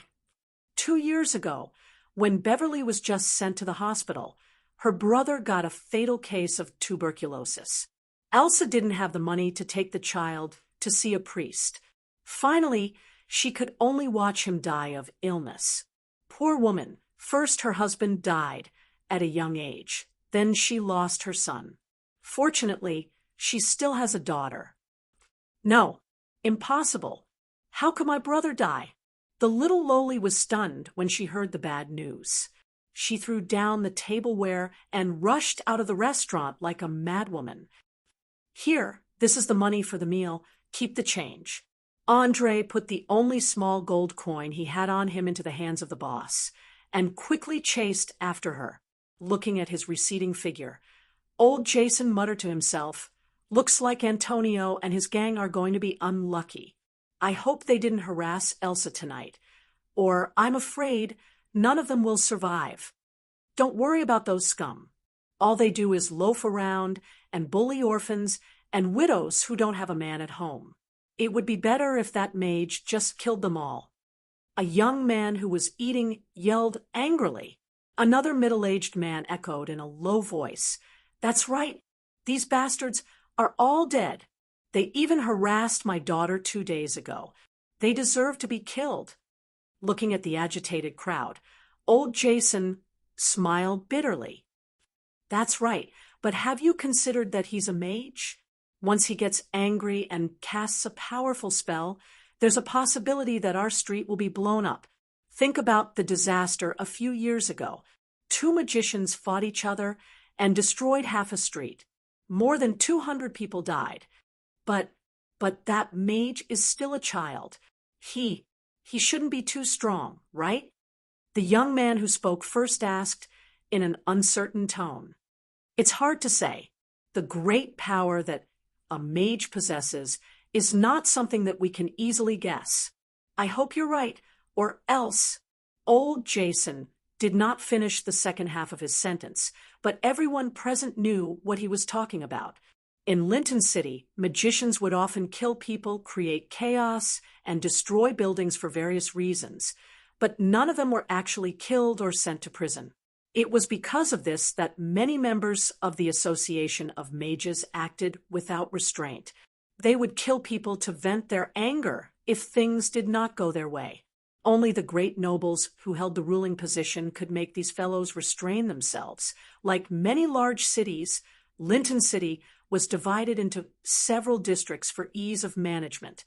For example, the Dock District, the Market District, the Administrative District, the Noble District, the City Gate District, the Cemetery District, and so on. Beverly's house was obviously a slum, especially with the dilapidated houses on both sides of the road and the shadows in the dark alleys. It was obvious that it was a dirty and messy place. Following behind the little lowly, Andre quickly arrived at an old two-story house. It could be seen that the owner of the house was very diligent. The steps in front of the door were wiped clean, and there was even a small garden with wooden fences on both sides. Some unknown white wildflowers swayed in the wind, emitting a faint fragrance. Just as he was about to step onto the steps, the little lowly's scream suddenly came from inside the house. Get lost. Scum, don't bully my mother. Beverly, why are you back? Forget it. Hee. It's just nice for me to enjoy mother and daughter together. Ha ha ha. A man let out a lascivious laugh. Boss Antonio, you really know how to enjoy yourself. Don't forget about our brothers later. These two women are so beautiful, I can't hold it in any longer. Another man with a wretched voice flattered. Damn fatty, move aside. Let the boss go first, then we'll take turns. When we're done playing with them, we'll sell them to the brothel for gold coins. Barton, you're so bad, but I like it. He. As their words became more and more obscene, a tearing sound came from inside the house, followed by a woman crying and shouting. No, don't touch my daughter. She's not even 10 years old. 10 years old is not young.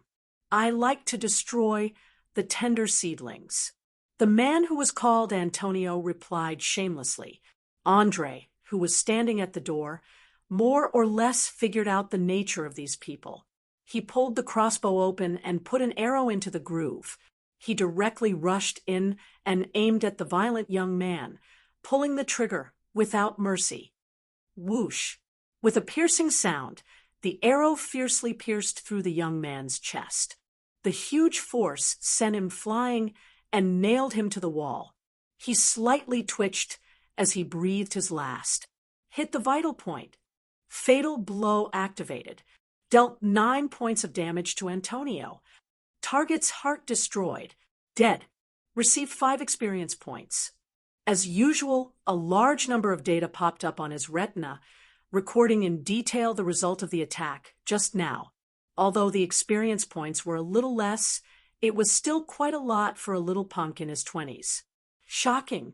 The remaining 5 youths in the room were all stunned by the sudden massacre. Although this was a slum, there were still a small number of guards patrolling. At most, they would fight and would not dare to kill people. Otherwise, if they were caught, they would definitely be hanged. Chapter 52. After killing their leader, Andre swept his cold gaze across the youths. He then said in a low and sinister voice, "What do you want to do to my cute apprentice? How dare you? Anyone who spoke just now, step forward and cut off that thing of yours. Then I'll forgive you for what you've done. Otherwise," he purposely dragged out his words, his hands flickering with white lightning. The rank 0 arcane spell, Tremor Shock, was ready to be completed. His attitude was very clear. Cut it off. Live. Not cut. Die.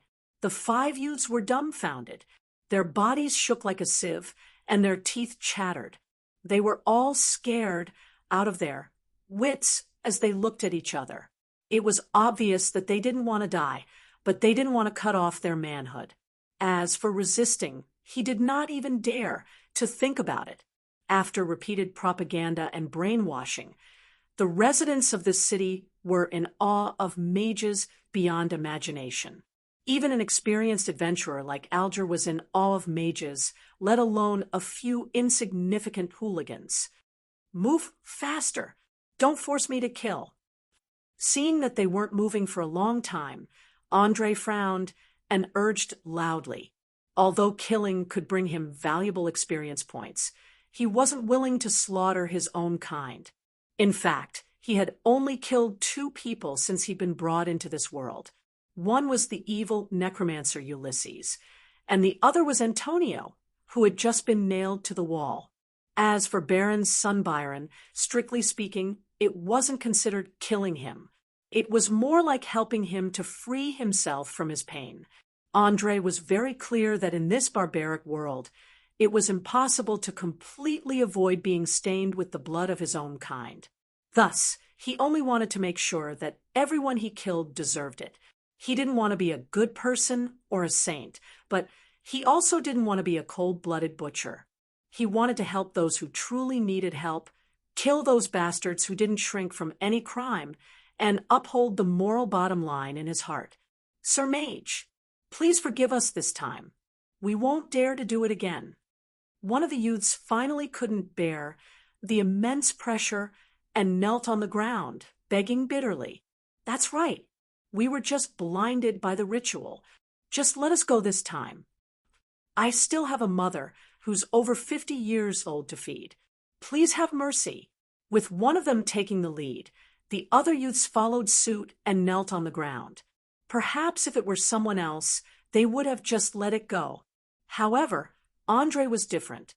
He came from the era of information explosion and understood one thing.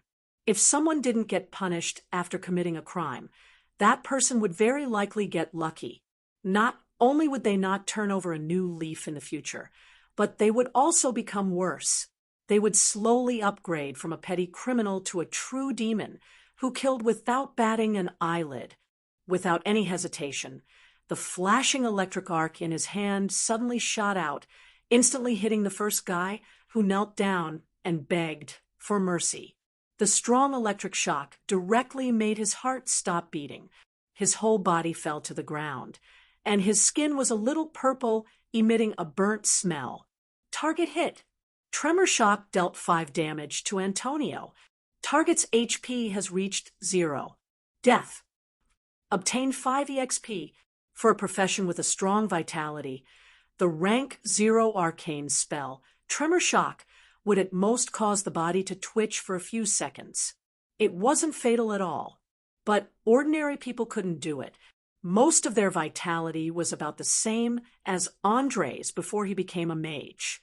In terms of statistics, they only had about 1 to 4 HP. They couldn't withstand the power of a rank 0 spell at all. In the blink of an eye, another person had been killed. Andre still maintained a cold expression as he issued an ultimatum. Within the count of 10, either you're killed by me or you're cut off by yourself. Don't make me repeat it a third time. 10, 9, 8.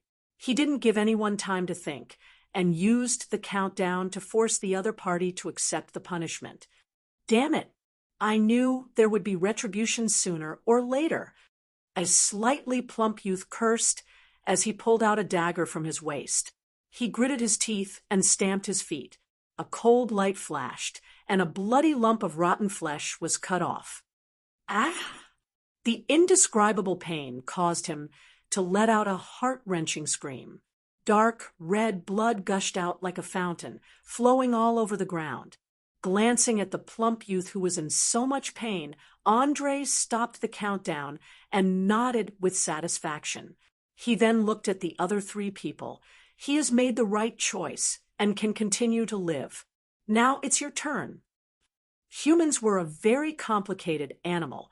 In most cases, as long as they could continue to live, No one would be willing to die. Thus, the youths pulled out the daggers they carried with them, took off their pants, and cut off their manhood.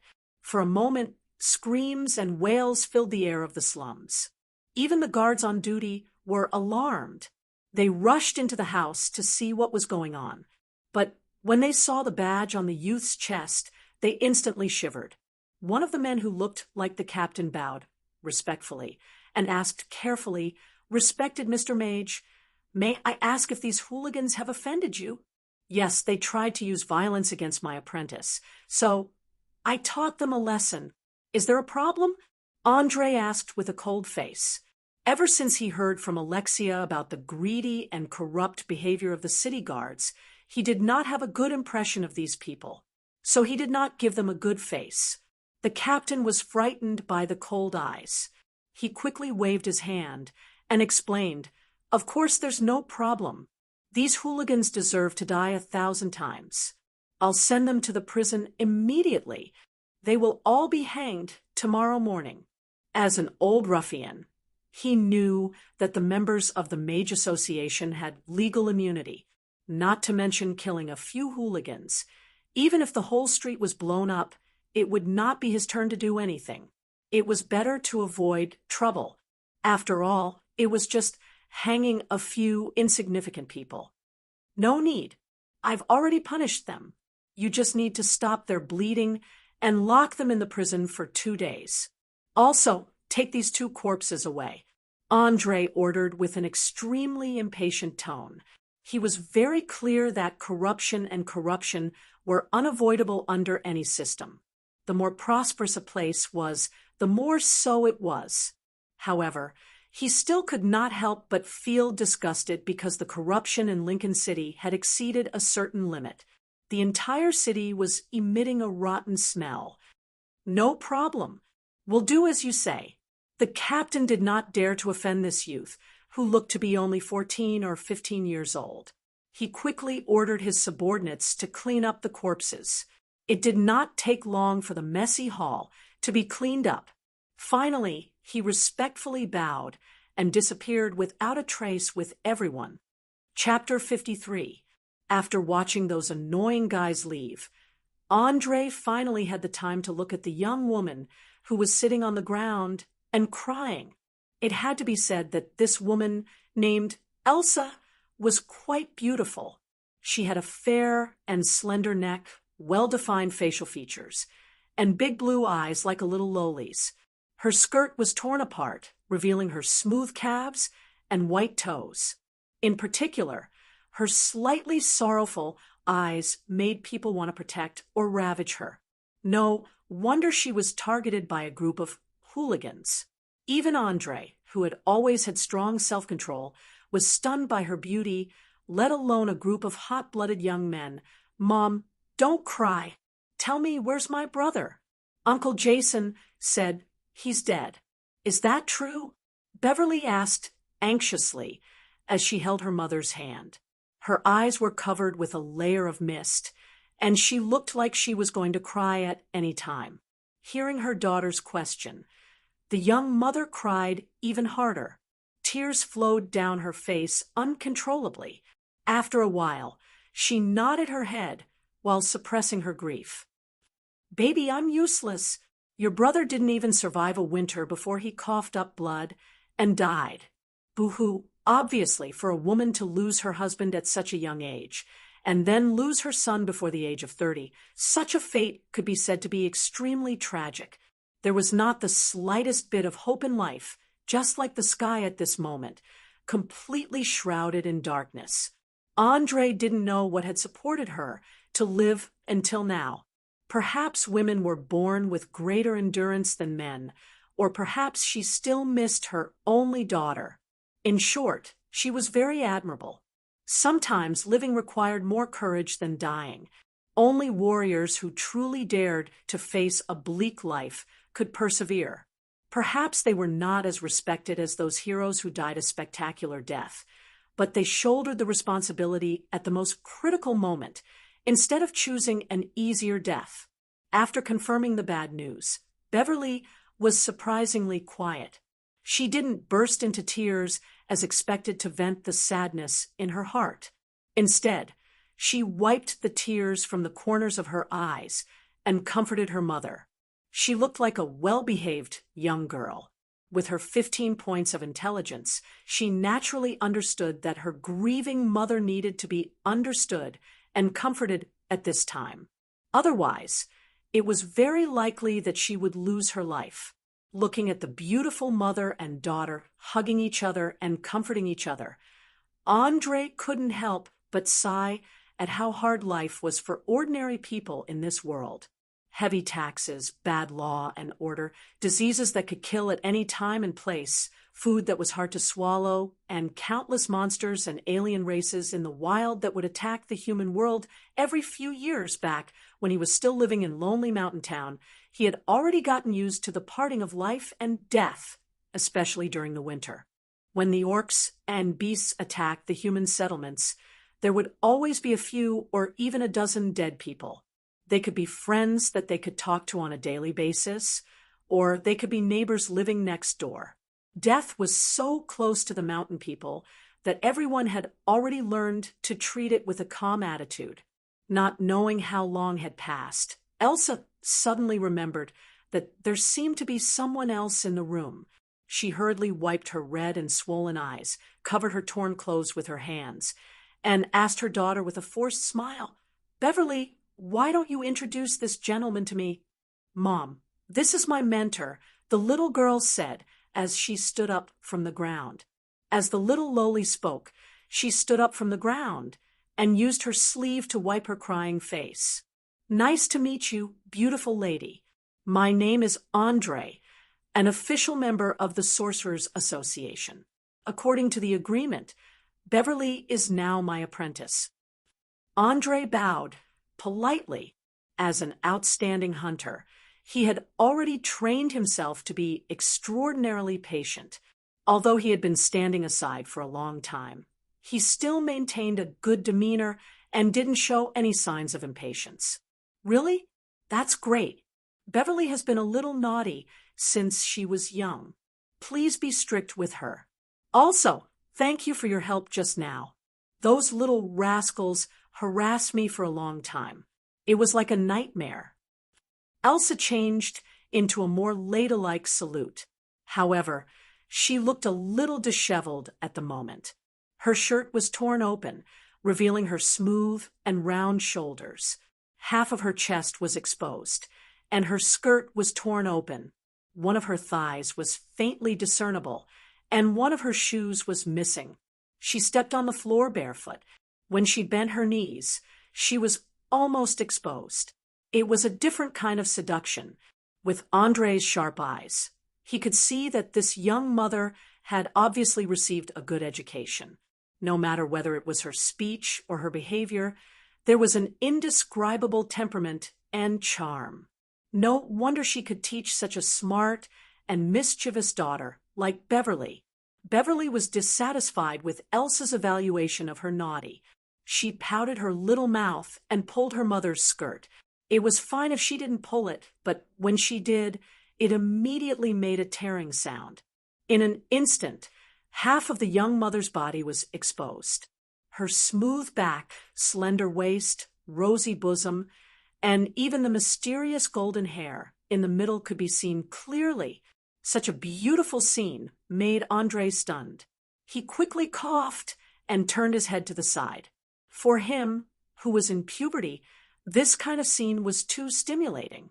His body naturally reacted a little, and the middle part of his robe was slightly pushed up.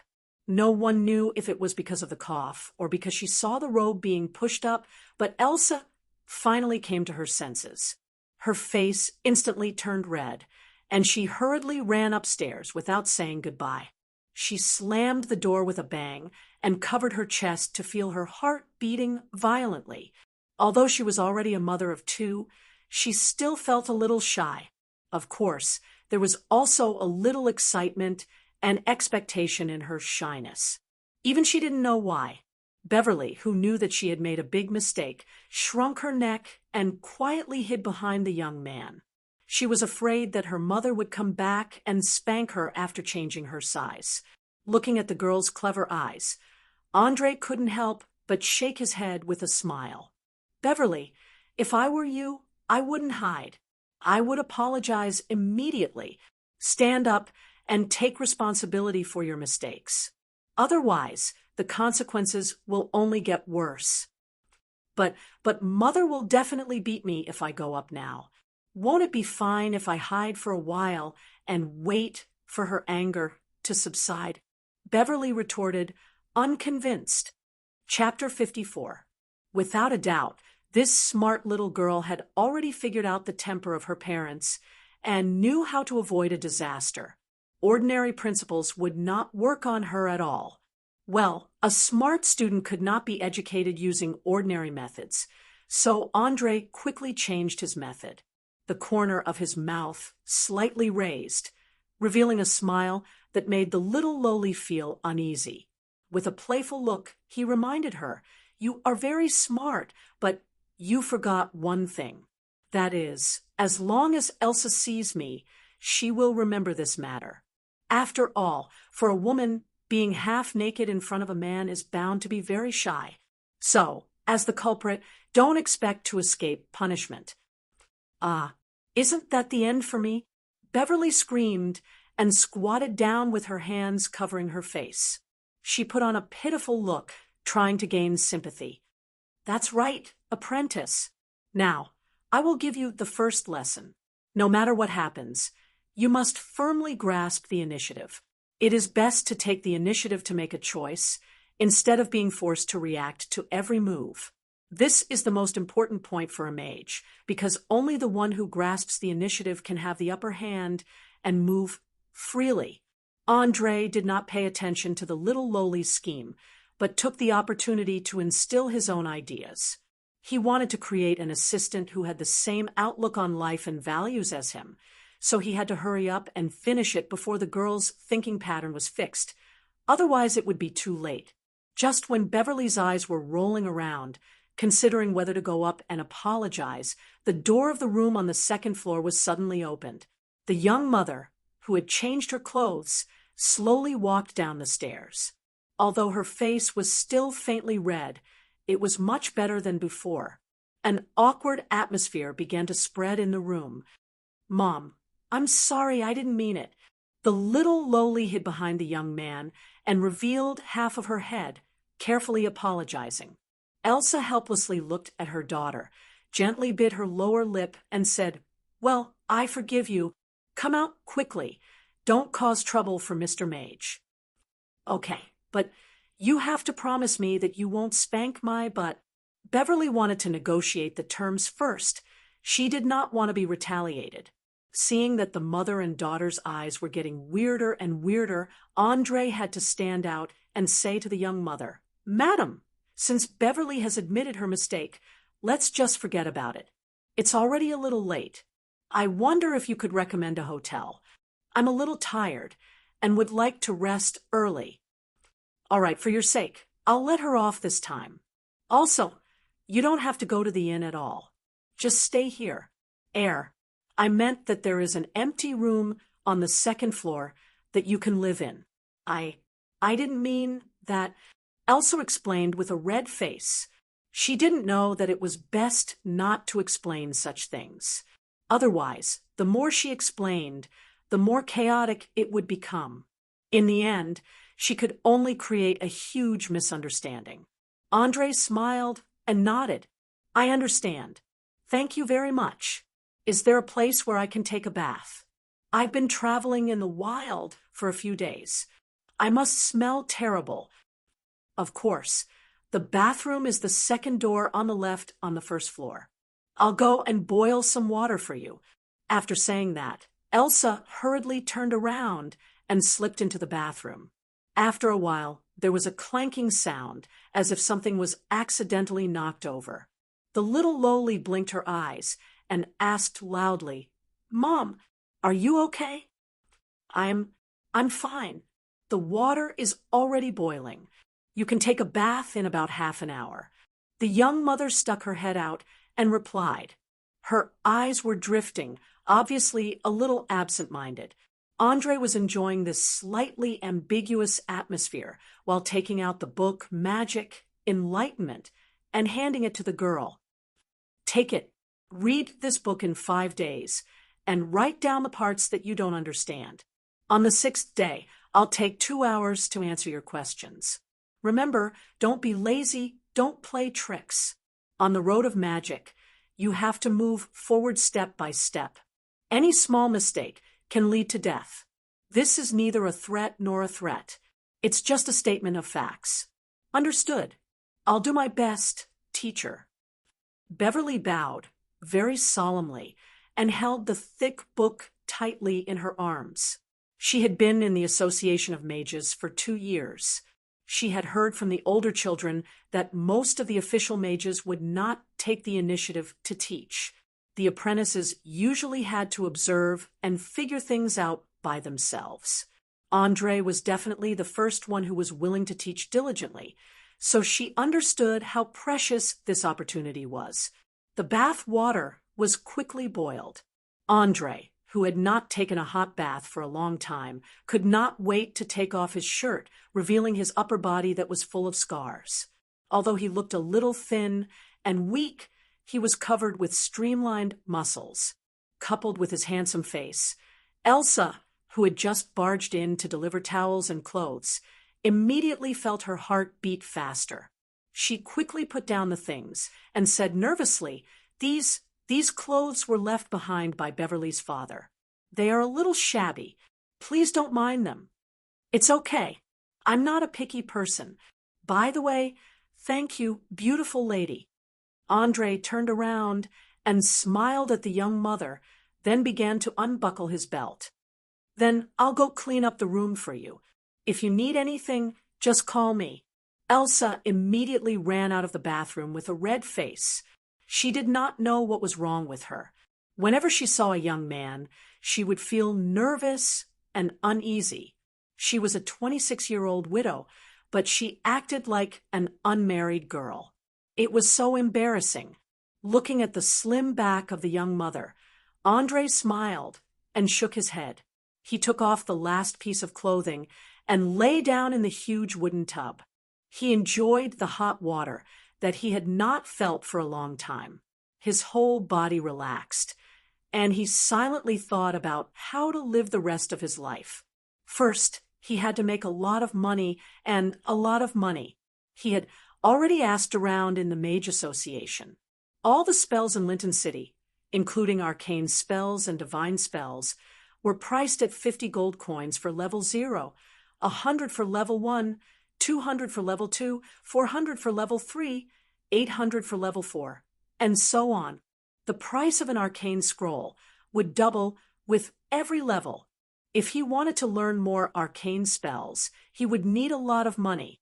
He had once read a book in the library of Ulysses. It mentioned that in ancient times, the wealth of an archmage was equivalent to 10 years or even 100 years of the taxes of a kingdom.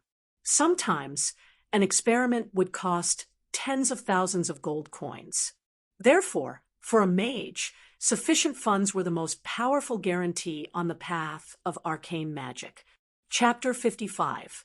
Of course, although mages spent a lot of money, it was easy to make money as well. The first was copying spell scrolls. Apart from a small fee, the association would collect as much as they could.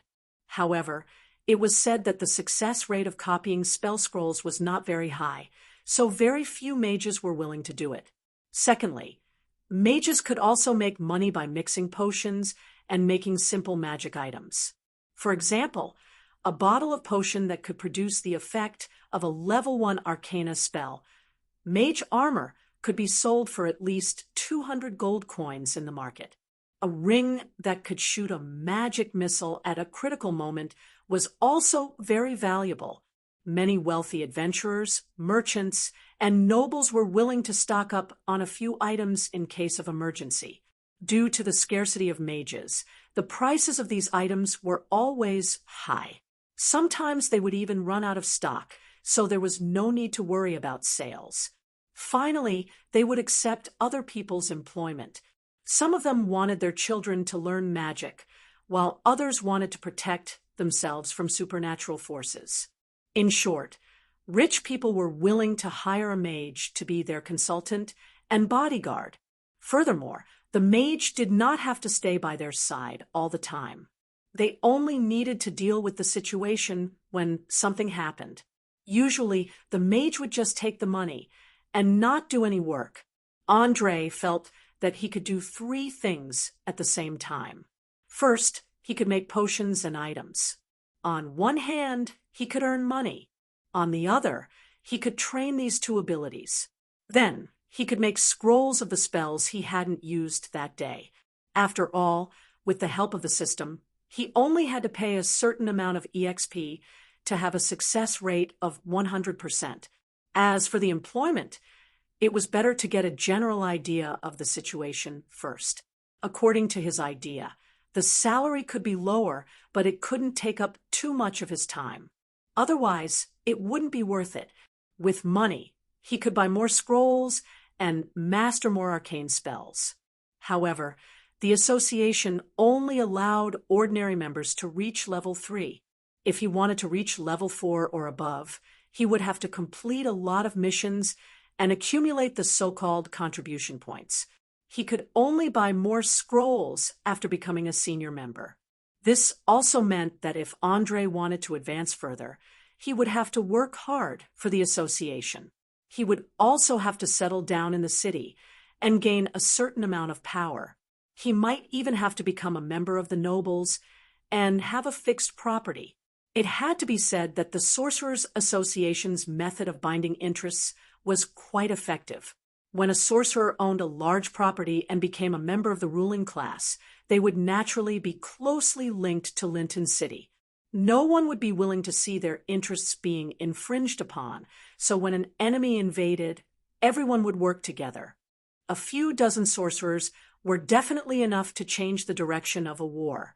In fact, the participants of the war in Orire were all elites, and there were only a few thousand of them. Even if a kingdom launched a full-scale war, there would only be about 20 to 30,000 of them. There were no civilians among them. They were either powerful professionals or professional soldiers who had been trained for a long time. In this unscientific world, only those primitive monsters in the wild had the ability to raise an army of hundreds of thousands of people. But the quality, this was the most classic example of the Cantero Kingdom. 150 feudal knights gathered together, and with a single charge, they completely crushed the 30,000 orc allied army. Then, 4,000 knights arrived and chased after them, killing them all. Although it sounded a little exaggerated, it was the cruel truth. After all, you couldn't expect a bunch of undisciplined, unarmed, and undisciplined mobs to defeat humanoid monsters who were armed to the teeth, trained since young, and could easily lift hundreds of kilograms of objects and wield their swords thousands of times without feeling tired. Therefore, the real main force of the Cantero Kingdom was always the enemies south. Their attitude towards the orcs in the north was similar to how humans looked at cockroaches and rats. It was only disgust and not hatred. The orcs' only chance of victory was to conquer one or two major cities before the kingdom arrived and equip themselves with the armor and weapons in those cities. Then, they would use the terrain to their advantage to neutralize the feudal knights' charge. They would be able to fully utilize their physical strength and expertise in melee battles to their fullest potential. But it was a pity that, according to Andre's observations, there was nothing else in their heads other than violence, not to mention complex battle tactics. If not, they wouldn't have been beaten up for centuries without any improvement. Imagine, in a battle of thousands of people, if a group of mages suddenly appeared, aimed at the densest part of the enemy formation, and raised their hands to cast a spider web spell, trapping all the enemy warriors in place and unable to move. What would the result be? After all, this rank 2 arcane spell had a radius of 10 meters with the target as the center. 10 people casting it at the same time could change the situation of the entire battlefield. This was the reason why mages existed. They could help their side defeat powerful opponents and control the direction of the battle. The prosperity and strength of Linton City was tied together with a large number of mages, allowing everyone to enjoy benefits that other places couldn't provide. Andre sighed softly when he recalled the conflict that had occurred in the association during the day, as well as Gavin Lawrence's ferocious expression. He muttered to himself, "Sigh, it seems like I'll have to stay here for a while. At the very least, I'll have to learn all the arcane spells in the association and figure out why these people are fighting." He was very clear that the intelligent mages definitely wouldn't be divided into two factions because of some personal grudge. There must be a huge benefit involved, but what benefit could it be that a group of mages with supernatural powers would place so much importance on it? The more he thought about it, the more he felt that there must be some secret hidden within. He had to investigate it thoroughly before considering leaving. After soaking for a full hour, Andre finally washed away the dirt on his body. He put on a slightly large linen robe and walked out after drying his hair. The little lowly was holding a copy of Magic Enlightenment and reading it with relish under the oil lamp. At the same time, she was eating the oatmeal in the wooden bowl. Her two white and tender little feet were swinging back and forth. She looked extremely adorable. Elsa, who was sitting to the side, hurriedly stood up and walked over with a wooden bowl when she saw the youth walk out. "Mr. Mage, I heard that you didn't even have time to eat dinner, so I specially made some oatmeal. Please have some." Smelling the faint fragrance of the oatmeal, Andre took the wooden bowl and smiled as he complimented. "Thank you. You are a beautiful and considerate lady. Also, you don't have to call me so formally. Just call me Andre. It'll make us seem closer." Chapter 56. "All right, Mr. Andre, I heard from Beverly that you came to Linton City today." Elsa asked with a blushing face. She was obviously not used to calling a mage by his name, so she added the word Mr. at the end. "Yes, to be exact, I only arrived at noon. After a simple tour, I went to the Sorcerers Association. By the time I came out, it was already dark. I didn't even have time to find a place to stay," Henry replied with a smile as he drank his oatmeal. As a man with normal physiology, no one would refuse to talk to a young and beautiful woman with a charming aura. He treated it as a form of mental relaxation and enjoyment. Hearing the young man's complaint, Elsa smiled and pursed her lips. She used a half-joking tone to tease him. "Fortunately, I didn't find a hotel, or else I would have lost the honor of hosting a mage. To be honest, you are very different from other mages. Although you have great power, you like to reason and are very polite. If you don't mind the simplicity, you can always stay here. My culinary skills are passable, and I can help prepare 3 meals a day." "Thank you very much. This will save me a lot of effort. As a tenant, this is my rent and food expenses. Please don't reject it. Please accept it." Andre did not reject and immediately agreed. He immediately took out a heavy Turi's gold coin from his backpack and placed it on the table. Although he did not know how this young widow supported herself, but from her patched clothes, she must have been troubled by poverty, so he could not let her stay here for free. Elsa was obviously shocked by the heavy gold coin in her hand and quickly rejected.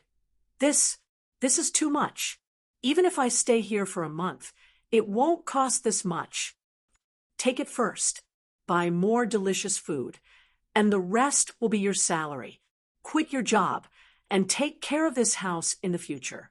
After saying that, Andre finished the oatmeal in his bowl in one gulp, took the gold coin, and placed it in the young widow's palm. He then went straight up to the second floor and entered his room. The restless night passed quickly. As the sun shone through the window and shone on the curtains, a new day had begun. The soft bed always made people unwilling to get up. Andre did not know how long he slept. He only knew that it was rare for him to completely relax last night. Most importantly, he could finally sleep on a real bed again. Ever since the day he came to this world, he either had to eat and sleep in the wild, where he couldn't even find a flat surface, let alone a bed, or he slept on the hard wooden planks of lonely mountain town, with only a piece of animal skin under his body. As for the days when he was imprisoned by Ulysses, it was even more unbearable. He did not even have a place to stay, and could only sleep on the floor of the warehouse. He even had to be careful when he slept, for fear that he would wake up and find himself tied to a rack with his intestines cut open. However, no matter how comfortable he was, he had to get up because he still had a lot of things to do today. For example, a lot of troublesome tools and materials to buy, so he could only force himself to open his eyes and slowly sit up on the bed. He gently pulled open the curtains and looked out at the bustling city and noisy streets. According to the relatively backward productivity of Oreir, Linton City, with a population of 100,000 people, was already considered an international metropolis. It also seemed to have mastered the manufacturing process of glass. Even the residents of the slums could have glass windows in their houses, just that there were a lot of impurities and bubbles. But even so, it was still much more developed than the Cantero Kingdom. Not to mention that most of the residents of Lonely Mountain Town had wooden windows. According to the only merchant in the town, the kingdom did not have the method of manufacturing glass, so they could only buy it from the neighboring countries at a high price. Not to mention the poor mountain people. Even the nobles might not be willing to use it. If the Cantero Kingdom was a standard dark, medieval style, then Linton City was obviously a little more towards the Renaissance style. Whether it was the style of the buildings, the clothing of the people, the prosperity of the trade, or the developed sea transportation, all of them showed a sense of revolution. Looking at the huge wooden sailboats in the port area in the distance, André suddenly had the urge to buy a boat and go out to sea. Before he transmigrated, he had always been interested in the great sailing era of the 14th to the 17th century on Earth, especially those beautiful sailboats. For a period of time, he even bought a lot of complicated simulation models and came back to assemble them himself, displaying them in a conspicuous place to slowly admire them, since he had come to this magical world. And it just so happened that wooden sailboats had just become popular. He felt that no matter what, he had to fulfill his dream of sailing and sail a large boat on the turbulent sea. Of course, it was not easy to realize this dream. He had already asked when he passed by the port area yesterday. Even the cheapest second-hand sailboat cost more than 6,000 gold coins, and its carrying capacity was only between 80 to 120 tons. Judging from its round and fat hull, if it sailed into the deep sea, it would definitely be capsized by the huge waves. In the end, I still have to make money first. In this city where gold coins are clanging, it's really hard to move an inch without money. André sighed as he took off his linen robe and changed into his underwear. Finally, he put on a flame protection robe on the outside. It was obvious that Elsa had washed and dried these clothes last night and sent them to the room this morning. He did not know what she used to wash the clothes, but they still emitted a faint fragrance. She was a perfect woman who was beautiful, gentle, persevering, hardworking, and clean. Perhaps every man would want to marry such a wife. After changing into clean socks and putting on boots that did not have any smell, André felt that he was really a new person. He directly opened the door and walked down the stairs. Before he could say anything, the little lowly immediately stood up from the chair and waved her hand excitedly. "Teacher, come quickly. Mom made fried eggs, grilled sausages, and white bread today. It's delicious." "Really? Then I have to eat more." André touched the girl's long blonde hair and pulled out a chair to sit down. Perhaps because she heard her daughter's shout, the young mother hurriedly came out of the kitchen with a wooden tray filled with bread, fried eggs, and sausages. She placed the tray in front of the boy, and when she bent down, she inadvertently revealed a large area of snow-white alluring scenery. Even the little pink bean that looked like a young girl could be seen clearly. Chapter 57. As the body fragrance wafted into his nostrils, Andre instantly felt his entire body heating up. He immediately bit his lips and forced himself to squeeze out a smile. "Thank you, madam. Today's breakfast is really sumptuous. It's what I should do. After all, you paid me a lot of money. I exchanged that gold coin for 5 Alliance gold coins at the market. It's enough for 2 months." Elsa explained while taking small bites of her bread. She looked very ladylike as she ate. Coupled with her quiet and beautiful face, she gave off a sense of intellectual beauty. On the other hand, the little girl's table manners were very different from her mother's. Not only did she eat quickly and hurriedly, but she also grabbed the sausages and stuffed them into her mouth. Her hands were stained with grease, and her mouth was stuffed full. Perhaps it was because of the 2 years she lived in the Association of Sorcerers. After all, although the association was rich, they would not spend too much on these little servants. "That's good. Don't be stingy. Buy as many fresh fruits, vegetables, meat, and seafood as you can. Also, buy 2 apprentice robes for Beverly and 2 new dresses for yourself. Of course, you should also buy some shoes. It's not good for your feet to wear wooden shoes with hard soles all the time." Andre glanced at the young widow's bare feet. Elsa instantly felt as if she had been electrocuted. She quivered and hurriedly covered her shoes with her long skirt. Blushing, she nodded and said, "Okay, I'll take Beverly to the tailor's shop after dinner. Do you have any requirements for apprentice robes?" "Requirements?" Andre muttered while chewing the food in his mouth. Suddenly, his eyes lit up when he saw the eye-shaped tattoo on his left hand. The color doesn't matter, but the tattoo must be on the chest. Although he had yet to figure out what the so-called system was at the very least, it had expelled Ulysses's soul at a critical moment. Therefore, he intended to use it as his secret imprint. The little lowly was his apprentice, so she naturally had to wear this imprint. It could protect her to a certain extent. "It's a little strange. What is that? Is it a closed eye?" Elsa asked curiously after looking at it. Andre shrugged his shoulders and replied, "That's right, an eye. It's my secret imprint. Among mages, it symbolizes something like a name card or seal. Oh, by the way, I'm a little busy today, so I might not come at noon. You don't have to wait for me."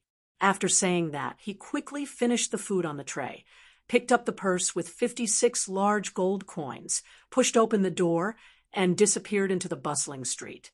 The clever and eccentric Beverly glanced at the door, and then at her mother, who was sitting there in a daze. She suddenly asked loudly, "Mom, what do you think about letting Mentor Andre be my father?" As the saying goes, children's words carry no harm. Elsa, who was frozen in place, was instantly awakened. Her face instantly turned red, as if she had a fever. She immediately stood up and reprimanded her daughter loudly. "Don't talk nonsense. I'm almost 30 years old, and I'm still a widow. I'm not worthy of a young and promising mage. Hurry up and eat your breakfast. I'm going to wash the dishes." "All right, why are you being so fierce? I'm just giving a suggestion." The little girl curled her lips and continued to compete with the fried eggs and sausages on the plate.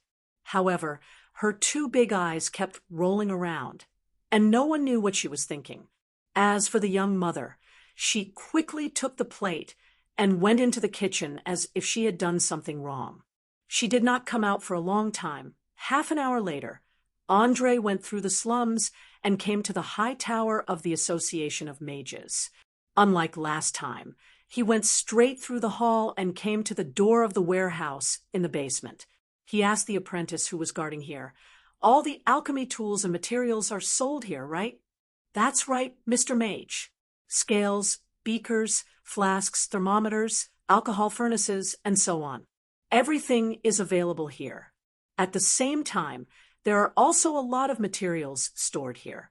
We can even send someone to deliver them to any place in the city. The young apprentice in his early 20s introduced with a smile. Obviously, this apprentice was different from the servants. He was an apprentice who had really mastered level 0 arcana spells. He also wore a badge made of silver on his chest, which meant that he was an associate member. As long as he could cross the last threshold, he would become an official mage. Give me a set of materials for making potions plus 100 glass test tubes, 2 bottles of magic ink, 3 quills, 200 pieces of parchment paper, 1 liter of alchemy potion, 1 kilogram of mint leaves, 500 grams of silver. Andre did not waste any time. He gave the apprentice a long list without hesitation.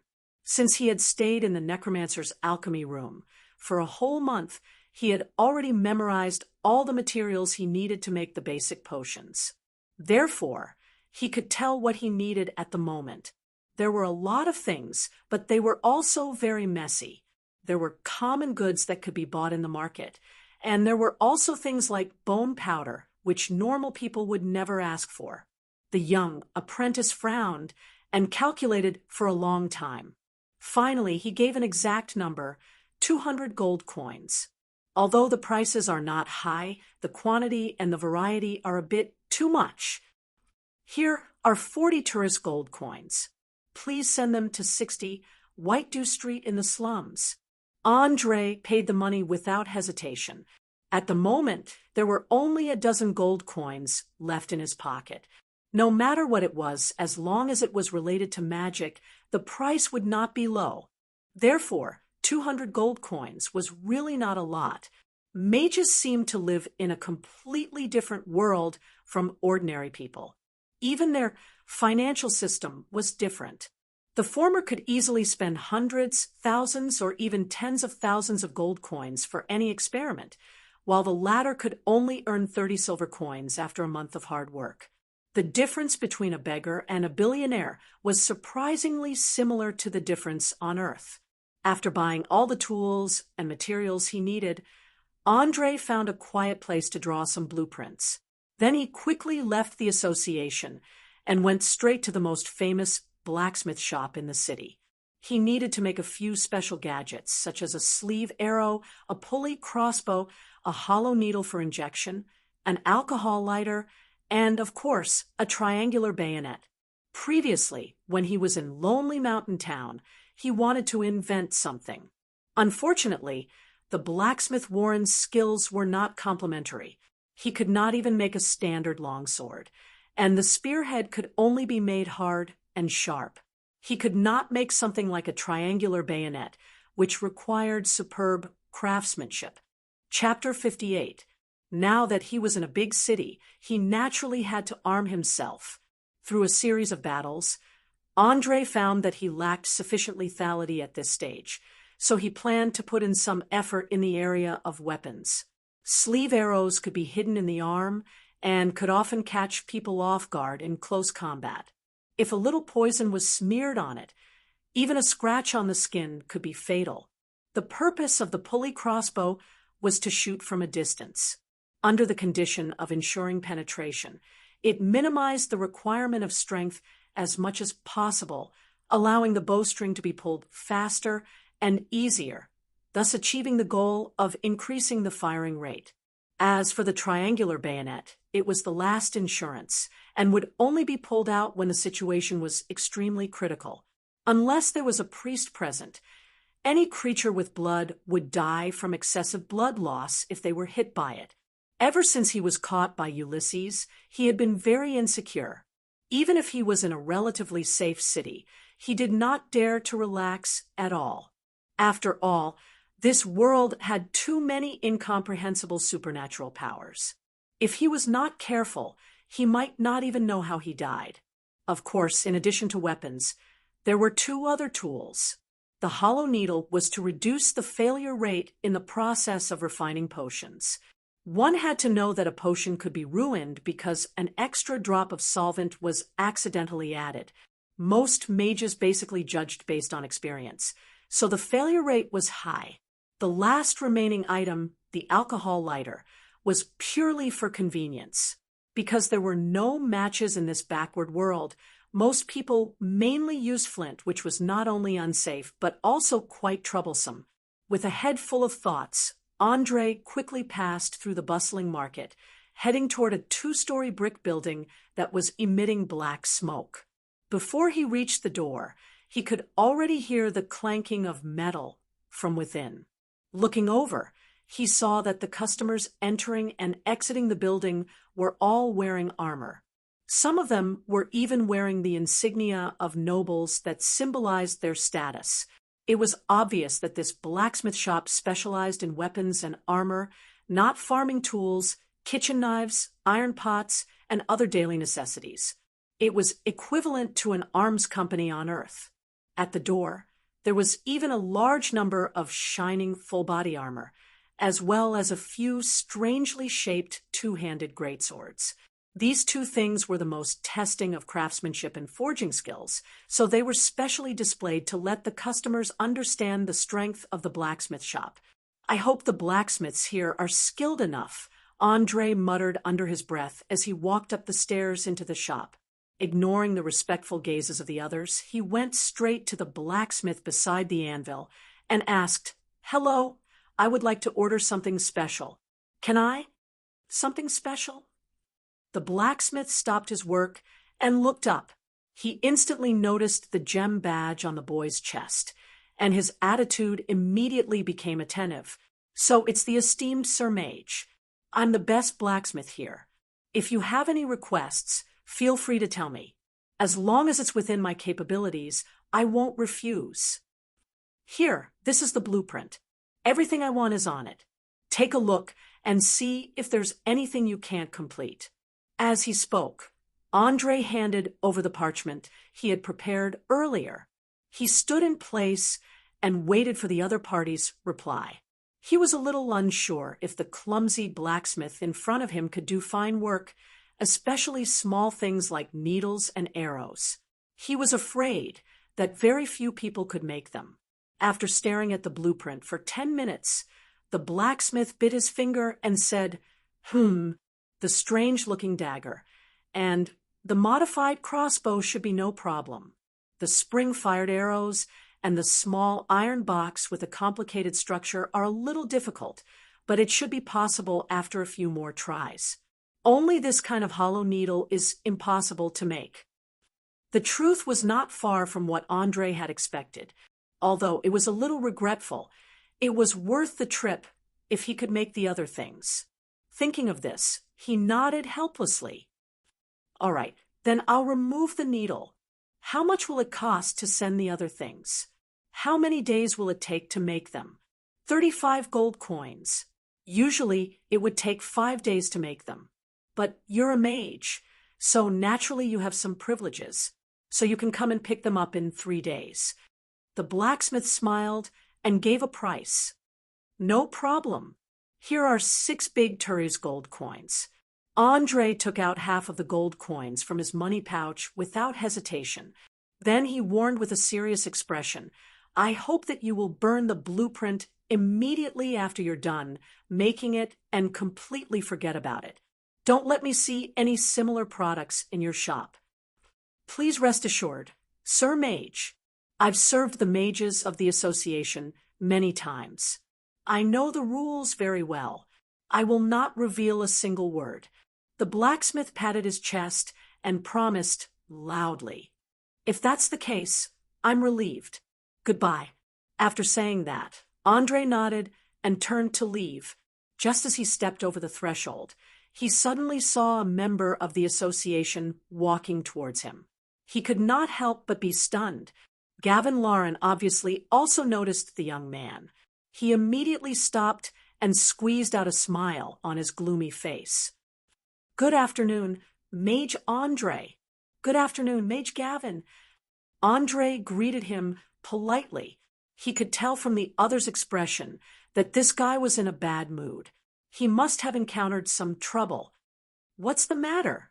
Are you also here to order some weapons? Gavin asked probingly with his two sharp eyes. Yes, I occasionally like to go on adventures in the wild, so I have to prepare some weapons and tools. The normal goods on the shelves cannot satisfy my needs, so I have to come here to order a few.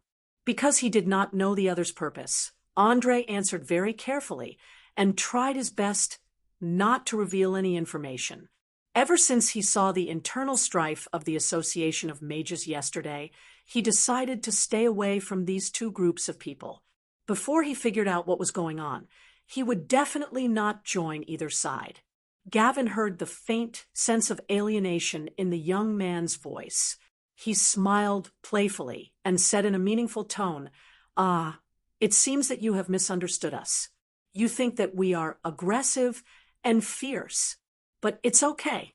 After a while, you will soon realize that sometimes the truth is not what you see. Please remember, in the association, everyone needs allies, but you must be careful when you choose." Andre did not mind the warning in this attempt to win him over. Instead, he bowed politely. "Thank you very much for your advice. I will consider it carefully. If there's nothing else, I will take my leave. Also, I think that mages should focus on learning and research. It is not wise to waste time on other things." Chapter 59. Ha ha ha ha. I completely agree with your point of view, but there are some things that are beyond our control because it involves interests that are enough to make anyone's heart race. Goodbye. It's really nice to chat with such a young and promising mage like you. I hope you have a good appetite for lunch. After saying that, Gavin laughed and walked past Andre, looking as arrogant as ever. Glancing at his back, Andre frowned and began to consider the subtle hints in his words. There was no doubt that the internal strife within the Mage Association was as expected because of huge interests.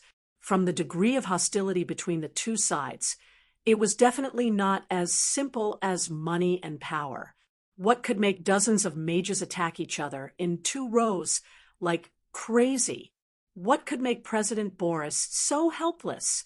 He felt that this matter was like a huge whirlpool involving everyone in Lincoln City, and it could very well involve a large number of nobles due to the lack of information. Andre racked his brains for a long time without a single clue. Just as he entered the slums, a skinny child suddenly rushed over, threw down a leather bag, turned around and ran, shouting as he ran, "Sir Mage, Black Lily asked me to pass a message to you. She is very sorry for what happened last night, so she wants to meet you to clear up the misunderstanding." "Who is Black Lily? Are those hooligans her underlings?" Andre asked loudly. The child did not answer, only smiled and waved his hand, quickly disappearing into the narrow and dirty alley. He was obviously very familiar with the terrain. A normal person would not dare to enter such a place. Seeing that he didn't get any useful information, Andre shrugged his shoulders helplessly. He bent down to pick up the leather pouch and opened it. He was shocked to find that it was filled to the brim with silver coins. There were at least 200 of them. Furthermore, there was a note that read, "Honorable Sir Mage, I am very sorry for the bullying of a widow in my territory. Please believe that this was not my intention. In order to show my sincerity, I will first present a gift. If you're interested, you can come to the bar in the back street after sunset. I'll be waiting for you at any time. Sincerely, Black Lily." After reading the note, the corners of his mouth curled up slightly. He shook his head and muttered to himself, "Interesting. This should be a local gang force. They actually set their sights on me, and from the nickname, it should be a woman. Forget it. I'll go take a look when I'm free. After all, these guys are usually well informed. Maybe I can get some useful information." At the same time, in a dark alley, the boy who had just delivered the letter was talking to a woman who was wearing tight leather armor and had a curvaceous figure. "Big sis, I'm sorry." Done. But that was more than 200 silver coins, just to see him. Is it worth it? Of course it's worth it. You're still young, you don't understand the power of magicians. Besides, he's so young, he's perfect as a partner. Of course, it would be even better if he could be your lover. The woman licked her lips seductively and immediately disappeared into the shadows, carrying the slightly heavy bag. Andre crossed 3 streets and finally returned to the place where he lived. He knocked hard on the door. He didn't know if it was because he was hungry or because he used too much of his brain power, but he felt like he was sweating all the time. Even the hand holding the silver coins was trembling a little. After only a few seconds, Elsa opened the door. When she saw the boy's pale face, she quickly took the silver coins from the bag and carefully supported him. She asked with concern, What's wrong with you? Are you sick?" Andre smiled bitterly and shook his head. He explained, "No, I'm fine. I'm just a little weak. Maybe I'm hungry. Oh, right. Do you know who Black Lily is?" "Black Lily? Of course I know. She controls a quarter of the land in the slums. It's said that she's a very beautiful woman. Many men are fascinated by her. Why did she come to see you?" For some reason, Elsa suddenly became a little nervous. Her 2 beautiful big eyes stared at the boy. Yes, but it wasn't her. It was a boy around 7 or 8 years old. He brought a bag of silver coins and said that he wanted to talk to me. Andre didn't hide anything and directly told her what happened. Only now did he notice that the young widow beside him had changed into a round collar purple dress and a pair of brown pointed leather shoes with high heels. She looked both dignified and beautiful, especially the cleavage that was slightly exposed in front of her chest, making people unconsciously want to take a glance at it. Elsa didn't notice the direction of the boy's gaze. She opened the bag and looked at the shiny silver coins inside. She was shocked and covered her mouth. "Oh, my God, there are more than 200. Now I'm sure that she has something to ask you for help."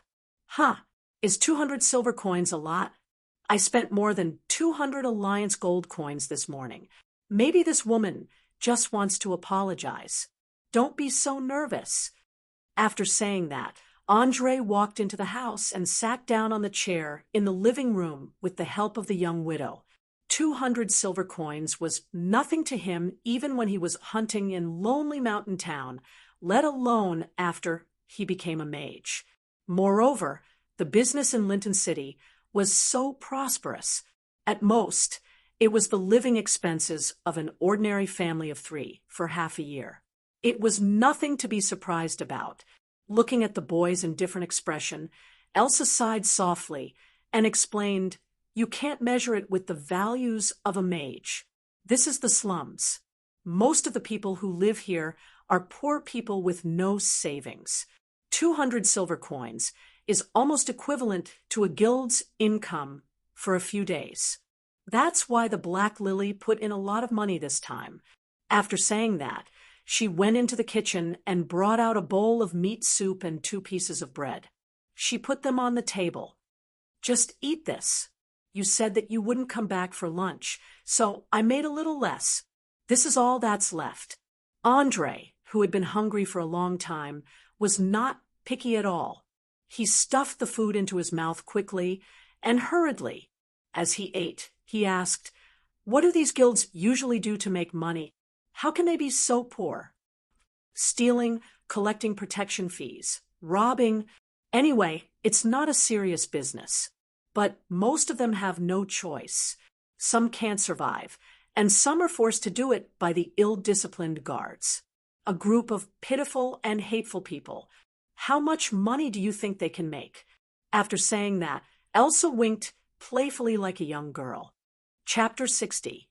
I see. Andre's face showed a look of realization. He finally realized how wrong he was. It turned out that the gangs in Lincoln City were still in a very primitive state. Their purpose was very simple, and that was to struggle to survive.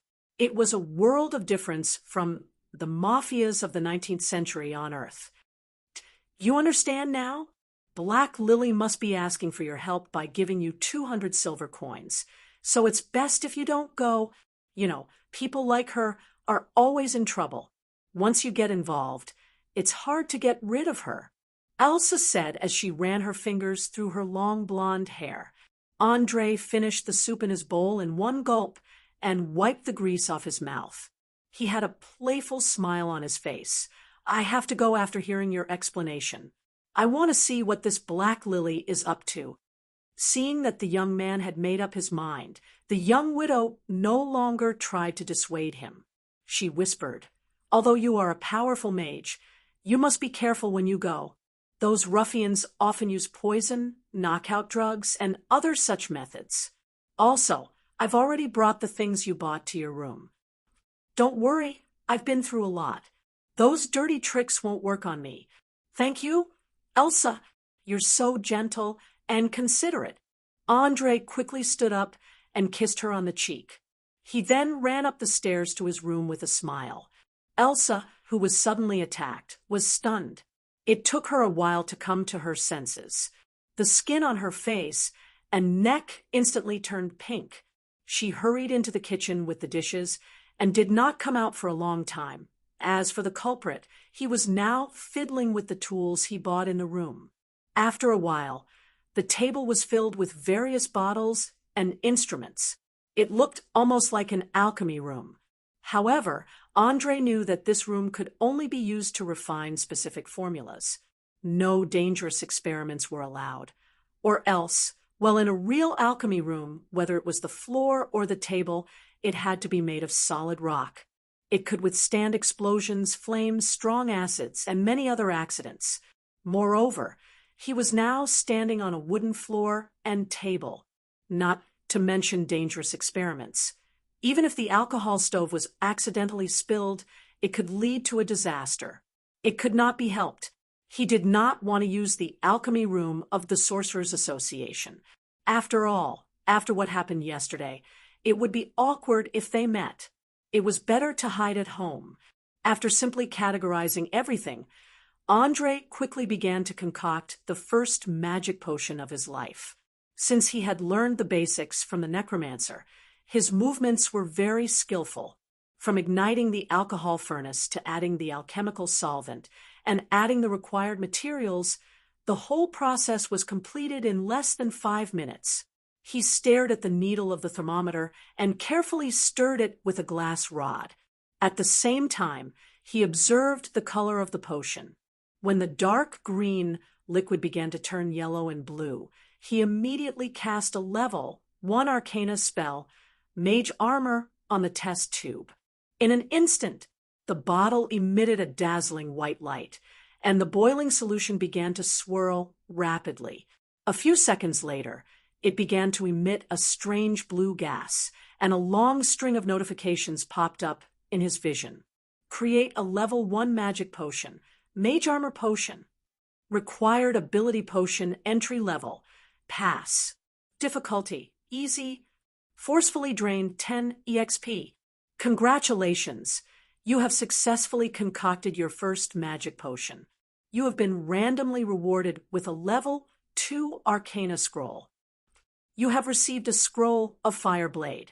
In an instant, a parchment scroll appeared in Andre's hand. He did not dare to delay and immediately grabbed a stopper and beeswax, sealing the mouth of the scroll as fast as he could. According to the records of potion entry, all magic potions must be sealed immediately after they were successfully concocted. Otherwise, the shelf life would be affected. Some masters with superb craftsmanship could even preserve the potion for thousands of years and still be drinkable. After carefully placing the potion on the shelf, he immediately spread out the scroll and began to study it. After 2 hours, he finally copied it into his spellbook. Different from the previous Arcana spells, Fireblade was a type of magic that could be added to a melee weapon. It would not cause any damage to the weapon itself, but when it was used, it could burn the enemy. It was quite powerful, and ordinary people could be burned alive as long as they touched it. Of course, to a mage alone, This Arcana spell was more or less useless, but it was completely different when used to buff a teammate. Most importantly, after learning this Arcana spell, Andre could create a sticky substance called blazing fire glue. This stuff was similar to the fire blade spell. It was usually sealed in a glass bottle, and when it was used, it would immediately burst into flames as soon as it was torn open. It could be smeared on weapons to kill enemies, or thrown out like a Molotov cocktail. As a city with a strong navy, Linton City purchased blazing fire glue at a high price all year round. It was used to smear on the arrowheads of giant crossbows and to burn enemy ships. Each bottle cost 350 gold coins, and they would buy as much as they could. After deducting the 5 gold coins, or so for the cost of production, he could earn more than 340 gold coins in a short period of time. After all, this stuff could not be extinguished with water. Once hit, one could only wait to be burned alive. The cost of a large warship ranged from 10,000 gold coins to more than 100,000 gold coins. Compared to a few bottles of blazing fire glue, it was ridiculously cheap. As long as one was not a fool, they would be able to calculate the cost clearly. However, the process of making blazing fire glue was quite complicated. It seemed that only 2 or 3 people in the Mage Association had the ability to make it. Andre had only occasionally read about it in the Library of Ulysses. After calming himself down, he made a bottle of mage armor potion and 2 bottles of invisibility potion. The latter was a level 2 potion, so it took a little longer to make.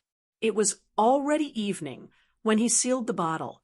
Taking advantage of the fact that they had not finished eating, Andre made use of the time to make a ring with silver that could shoot a magic missile once a day.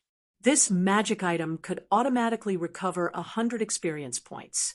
There were also 3 other rings with the same craftsmanship that could shoot a stun spell. However, there was a flaw in one of them, which directly caused the enchantment to fail, so it could only be scrapped. After a whole afternoon of tormenting, he finally figured out how the experience points were drawn. After all, after so many experience points were deducted, as long as one was not a fool, one could more or less figure out the trick, let alone a smart transmigrator. Chapter 61. First of all, the items were permanent, which meant that they were permanent. Take the magic missile ring, for example. Although it could only be used once a day, it could be used again after 24 hours. This was one of the signs of permanent effect. Making permanent magic items required the most experience points. 50 experience points at level 0 and 100 at level 1. Every time he leveled up, the experience points would double. Next was making magic potions. Because they were one-time consumables, the experience points were very low. 5 experience points at level 0, 10 experience points at level 1, 20 experience points at level 2. Similarly, every time he leveled up, the experience points would double. As for copying scrolls, he hadn't tried it yet, because he had to go out at night. He had to save a few spells in case he needed them. 2 bottles of mage armor potion cost me 20 EXP, 2 bottles of invisibility potion cost me 40 EXP, a magic missile ring cost me 100 EXP, and 2 stun magic rings also cost me 100 EXP. Oh, that's right, I still have to include the failed magic ring, which cost me another 50 EXP. That's a total of 310 EXP. It's only been an afternoon, and I've already used up so much EXP. No wonder the Mage Association rarely makes or sells magic items and potions. If I keep leveling up, looking at the remaining 1,960 experience points, Andre suddenly felt that his path to making money had been cut off. Although these items could be sold for a high price, if they delayed the leveling of a mage, it would be a waste of time. After all, personal strength was the foundation of everything. Especially when he was about to reach level 5 and master even more powerful level 3 arcane spells. He definitely couldn't lose the big picture for the small gains. Looking at the mountain of materials in the room, he couldn't help but smile bitterly and shake his head. Sigh, if I had known, I wouldn't have bought so much. It's a complete waste. I'm afraid I won't be able to use it all up in 2 or 3 months. I have to quickly find a way to hunt beasts and monsters in the wild and try to get more experience points. I'll think about leveling up first. In fact, whether it was making magic items or potions, the mages of Orire all had to pay a portion of the magic stored in their bodies. Once too much magic was used up, not only would it cause their power to stagnate, but it would also cause their strength to regress, which was the so-called drop in level. It was also because of this that magic items and potions were always in a state of severe shortage on the market. Most mages would rather waste their time doing business than wasting their magic for no reason. As the saying went, only scarcity was expensive, whether it was on Earth or in the magical world. This principle was equally applicable. After burying his dream of getting rich overnight, André sighed helplessly. He put the magic missile ring on his right index finger and the stun ring on his left index finger. This was the equipment he had prepared for himself. It could increase his chances of survival in battle. According to the records in the book, there were rules when it came to wearing magic items. For example, only one ring could be worn on each hand. If there were more than one ring, it would easily cause a conflict. If it was light, the enchantment would fail. If it was heavy, it would cause a violent explosion, directly turning the wearer into a pile of minced meat. Other than that, things like amulets and necklaces followed the same principle. Of course, if he didn't mind being called a sissy by others, he could also wear 2 holes in his ears and wear earrings on his nose. In short, in order to strengthen their own strength, the mages had developed a set of methods to wear as many magic items as possible. It could be said that there was no such thing as the weirdest, only weirder. After putting on the rings, André put the 4 bottles of potions into the side of his waist bag. This thing originally belonged to Ulysses. There were leather buckles in the bag that could be used to store potions. Finally, the stun ring was thrown into the bag as well. Just like that, all the work he had done for the whole afternoon was cleaned up. Just when he had just finished cleaning up the alchemy equipment on the table, suddenly there was a knock on the door, followed by the voice of the little lowly Beverly. "Teacher, Mom asked me to come up and inform you that you should come down for dinner." Coming. Reaching out to open the door, André saw the girl holding a heavy book at first glance. At the moment, she was wearing a brand new pink apprentice robe, with an eye pattern embroidered on the chest. On her feet, she was wearing a pair of round-headed leather boots, which were also pink. She looked very cute. As the saying goes, clothes make the man, and saddles make the horse. After putting on a new set of clothes, the pretty lowly immediately looked like a little princess. Beverly turned around and asked with a smile, "Teacher, are my new clothes and shoes beautiful?" "Yes, they are absolutely beautiful. Let's go and have dinner together. I had some leftovers at noon." Saying this, André smiled and stroked the girl's hair. Closing the door, he walked down the stairs and came to the dining table. The dinner was quite sumptuous. Elsa roasted a whole goose, vegetable soup, mashed potatoes, and large pieces of white bread without bran. This table of food cost at least 1.5 silver coins, especially the pure wheat flour, which was more than 5 times the price of ordinary flour. Ordinary people could never afford it. It must be noted that although every adult male in the city could earn 1 silver coin a day, which sounded like a lot and could be used to eat well, in fact, it was the opposite. This was because the 1 silver coin they earned didn't include the high taxes, the usual expenses for clothes, shoes, house repairs, salt, needles, and thread, etc. If they counted the children and wives they needed to feed, the remaining money would be even less. On average, the amount of money they could spend on food was no more than 4 copper coins a day, which was only enough to buy a few pieces of black bread and potatoes. At most, they could eat fish or meat once a month, which was even worse than the mountain people. At the very least, the mountain people could go to the forest area to hunt at any time. As long as they were skilled, they wouldn't lack meat. The little lowly obviously didn't have the chance to eat expensive food, like roasted whole goose before. She held a greasy thigh and tore it with all her strength. Because she was in the period of tooth replacement, the teeth in her mouth were not complete, and it was quite strenuous for her to eat. Looking at the girl's grimacing face, Andre shook his head with a smile and suggested, "I think we should give Beverly a set of knives and forks. Otherwise, if she gets used to eating like this, it will be very troublesome to correct it in the future." "Okay, I'll go to the market tomorrow and buy a few sets of knives and forks. How is it? Are you satisfied with today's dinner?"